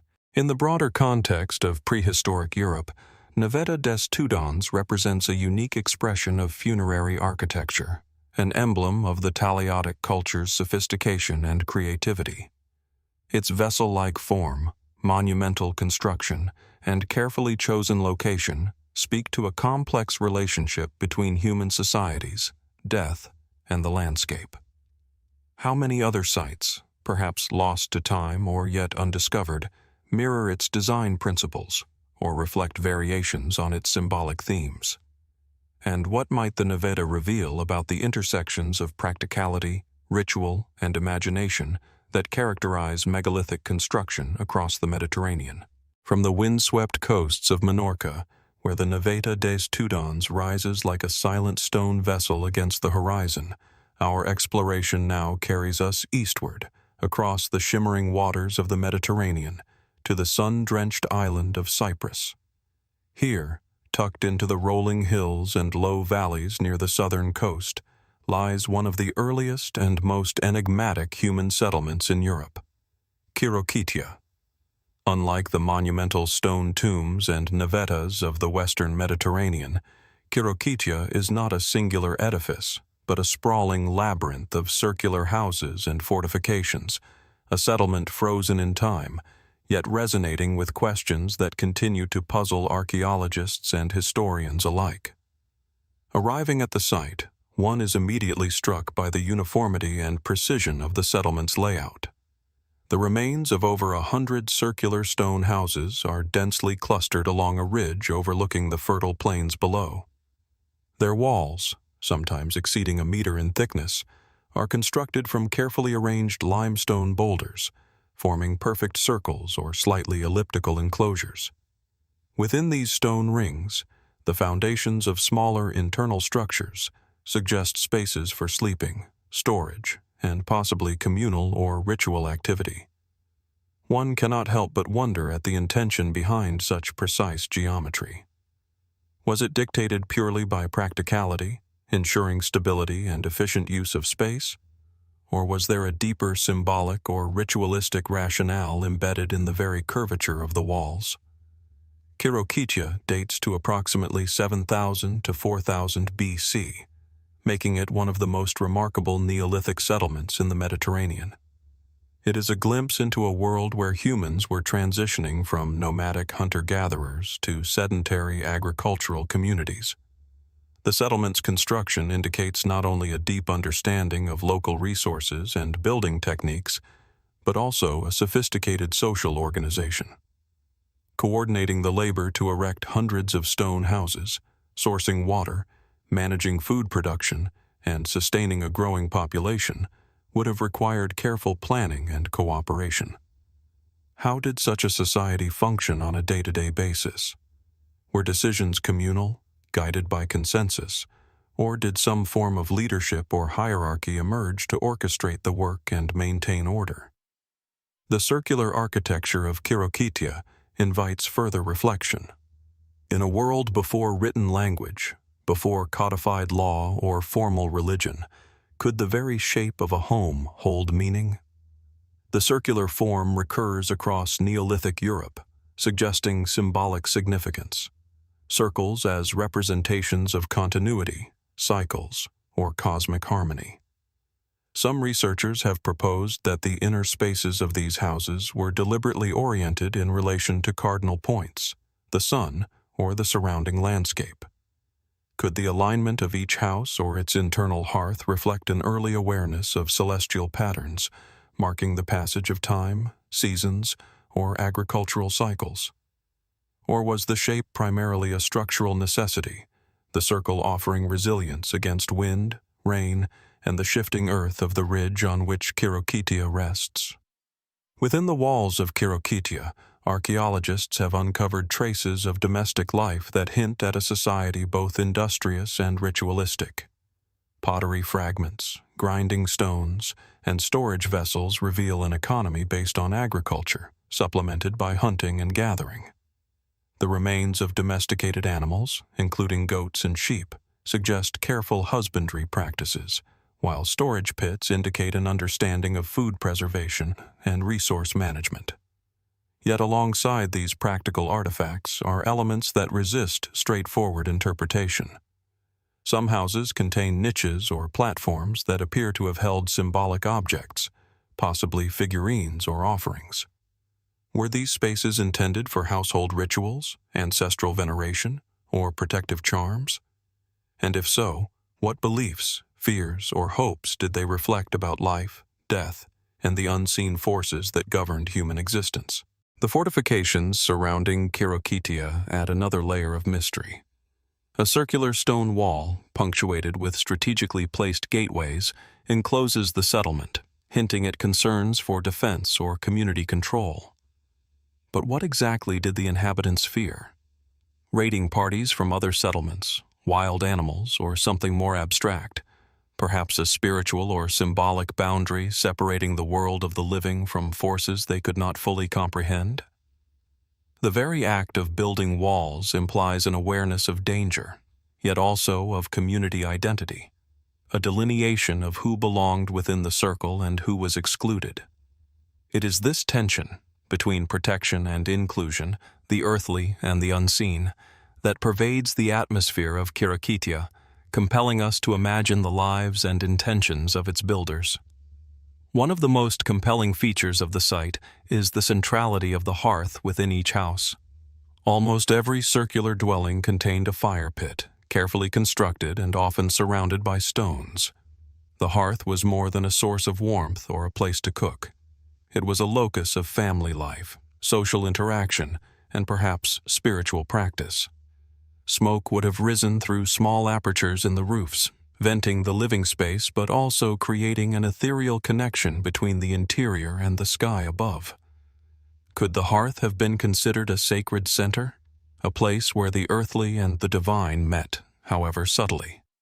And did the smoke itself carry meaning, a conduit for communication with ancestors or unseen spirits? The archaeological record cannot answer definitively, but it leaves room for contemplation, for a patient imagination to reconstruct the rhythms of Neolithic life. The density and organization of Khirokitia suggest a remarkable social cohesion. Houses are clustered closely, with narrow alleys weaving between them, creating a compact network where visibility and interaction were constant. Such proximity would have fostered cooperation, oversight, and shared responsibility, yet it may also have necessitated social rules, rituals, or taboos to regulate behavior and maintain harmony. Were there ceremonies held in the open spaces between houses, or larger communal gatherings that reinforced identity and cohesion? Could some of the structures have served specialized functions, storage, craft production, or ritual, beyond their apparent residential purpose?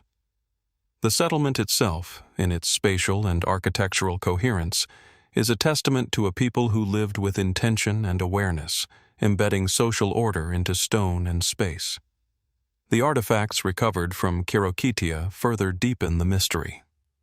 Clay figurines, some representing humans and others abstract shapes, have been found throughout the site. Their meaning is debated. Were they fertility symbols, protective talismans, representations of ancestors, or simple artistic expressions? The deliberate placement of some figurines within the houses or hearth areas suggests ritual significance, yet without written records, we are left to interpret based on context and analogy. Similarly, the absence of certain expected artifacts, tools, weapons, or evidence of large-scale trade raises questions about the scope of Khirokitia's interactions with neighboring regions. Was the settlement largely self-sufficient, isolated by choice or geography, or did it participate in wider networks whose traces have vanished? Perhaps the most enduring mystery lies in the sudden abandonment of Khirokitia around 4000 BC. Archaeological evidence suggests that the settlement was not destroyed by force or catastrophe. Rather, it appears to have been carefully vacated. Houses were left intact, hearths still in place, and belongings abandoned in an orderly fashion. Why would a thriving community, well adapted to its environment and capable of remarkable architectural and social achievements, choose to leave? Was it environmental, changes in water availability, soil fertility, or climate, or social, political, or spiritual? And if environmental factors were at play, why were neighboring settlements not abandoned as well? The reasons remain speculative, as elusive as the smoke that once curled from the hearths of the circular houses. The strategic location of Khirokitia offers further intrigue. Situated near a river valley and fertile plains, the settlement had access to agricultural resources, grazing land, and fresh water.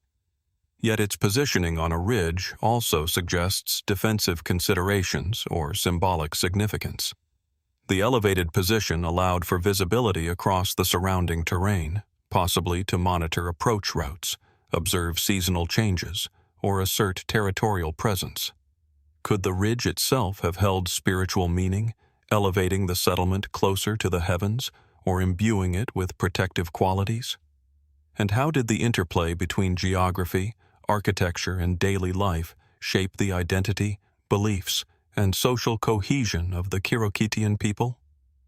In contemplating Khirokitia, one is struck by the profound continuity between practicality and symbolism, everyday life and ritual, the mundane and the mysterious. The settlement demonstrates not only the technical skill required to construct enduring circular stone houses, but also the social intelligence needed to sustain a densely packed, highly organized community. Every wall, every hearth, every carefully placed stone speaks of intention, knowledge, and cultural meaning. Yet for all we can observe and measure, much remains hidden, encoded in practices, beliefs, and choices that left no written trace but shaped lives, deaths, and landscapes. Even in modern times, standing among the ruins of Khirokitia evokes a sense of quiet awe. The sunlight illuminates the curving walls, casting long shadows into the circular interiors. The wind carries whispers from a time long past, and the mind instinctively begins to reconstruct the rhythm of life. The smoke rising from hearths, the conversations of families, the ceremonies of birth, death, and seasonal change. And yet, for all our imagination and archaeological insight, the full meaning of the settlement remains beyond reach. How did the Khirokitian people conceive of time, mortality, and community? What rituals, fears, and beliefs guided their decisions, from the placement of stones to the abandonment of the settlement? And what secrets of social organization, spiritual life, or human ingenuity remain locked in the earth beneath our feet? Nestled on the wind-swept plains of County Meath, Ireland, the mound of the hostages rises quietly, almost unassumingly, against the muted horizon. From a distance, it appears as little more than a grassy hill, yet closer inspection reveals a structure far more deliberate. A passage tomb, crafted by hands whose skill and purpose have intrigued historians for centuries. Encircling the mound, the low hum of the wind through the surrounding oak and hazel trees seems to carry whispers from the distant past, as if the earth itself remembers the footsteps of those long gone. The mound is ancient, its origins traced back to approximately 3200 BC. Archaeological investigations have revealed a complex interior, a narrow stone passage leading to a cruciform chamber. Inside, faint carvings of spirals and concentric circles decorate the walls, symbols that endure as enigmatic signatures of a civilization whose rituals remain largely obscure. It is a place that seems at once intimate and monumental, a threshold between the living and the dead, the known and the unknowable. Scholars believe the Mound of the Hostages was a burial site for prominent members of the community, perhaps even local chieftains or kings. Excavations have uncovered human remains, along with a selection of tools, ornaments, and pottery. Radiocarbon dating suggests that the mound was used over several centuries, indicating it held sustained significance, possibly as a ceremonial center where life, death, and the cycles of nature were ritually observed. Yet, despite these findings, a certain unease lingers. Why, for instance, was this mound constructed with such precise astronomical alignment? At sunrise on the equinox, sunlight pierces the narrow passage to illuminate the innermost chamber, highlighting specific stones and carvings. Was this a mere coincidence, or did it reflect a profound understanding of celestial patterns and their spiritual importance? The very design of the mound invites speculation about knowledge lost to time, hinting at rituals and beliefs far more sophisticated than the crude assumptions once applied to Neolithic societies. Beyond the mainstream interpretations, more mysterious elements emerge. Local legend tells of the mound as a portal of sorts, a place where the veil between worlds thins. Some claim that, under the right conditions, one can hear the whispers of those buried within, or glimpse fleeting shadows among the stones. Others suggest the site was not only a tomb, but a place of initiation, where sacred rites imbued the living with wisdom, or, perhaps, danger. While there is no archaeological evidence to confirm such practices, the persistence of these stories across generations hints at a memory of the mound's power, long after its builders disappeared. Further intrigue comes from the discovery of unusual artifacts in the surrounding landscape, items that do not seem to belong to the local context of Bronze Age Ireland. Could these represent early trade networks, or are they remnants of something more enigmatic? Some theorists propose connections to other megalithic sites across Europe, suggesting an exchange of ideas, or even esoteric knowledge that transcended regional boundaries. Each stone, each carving, becomes a puzzle piece in a mosaic that refuses to fully reveal itself. As you stand before the Mound of the Hostages today, its stillness seems almost deliberate, as if the earth itself holds its breath. It is a place steeped in history, yet infused with questions that resist simple answers. What drove the hands of its builders? What secrets lie beneath the layers of soil and stone? And perhaps most hauntingly, how much do we truly know about the lives and beliefs of those who once walked these plains? The mound endures, both as a monument to human endeavor and as a riddle left for future generations, inviting each of us to wonder at the mysteries that remain hidden in plain sight.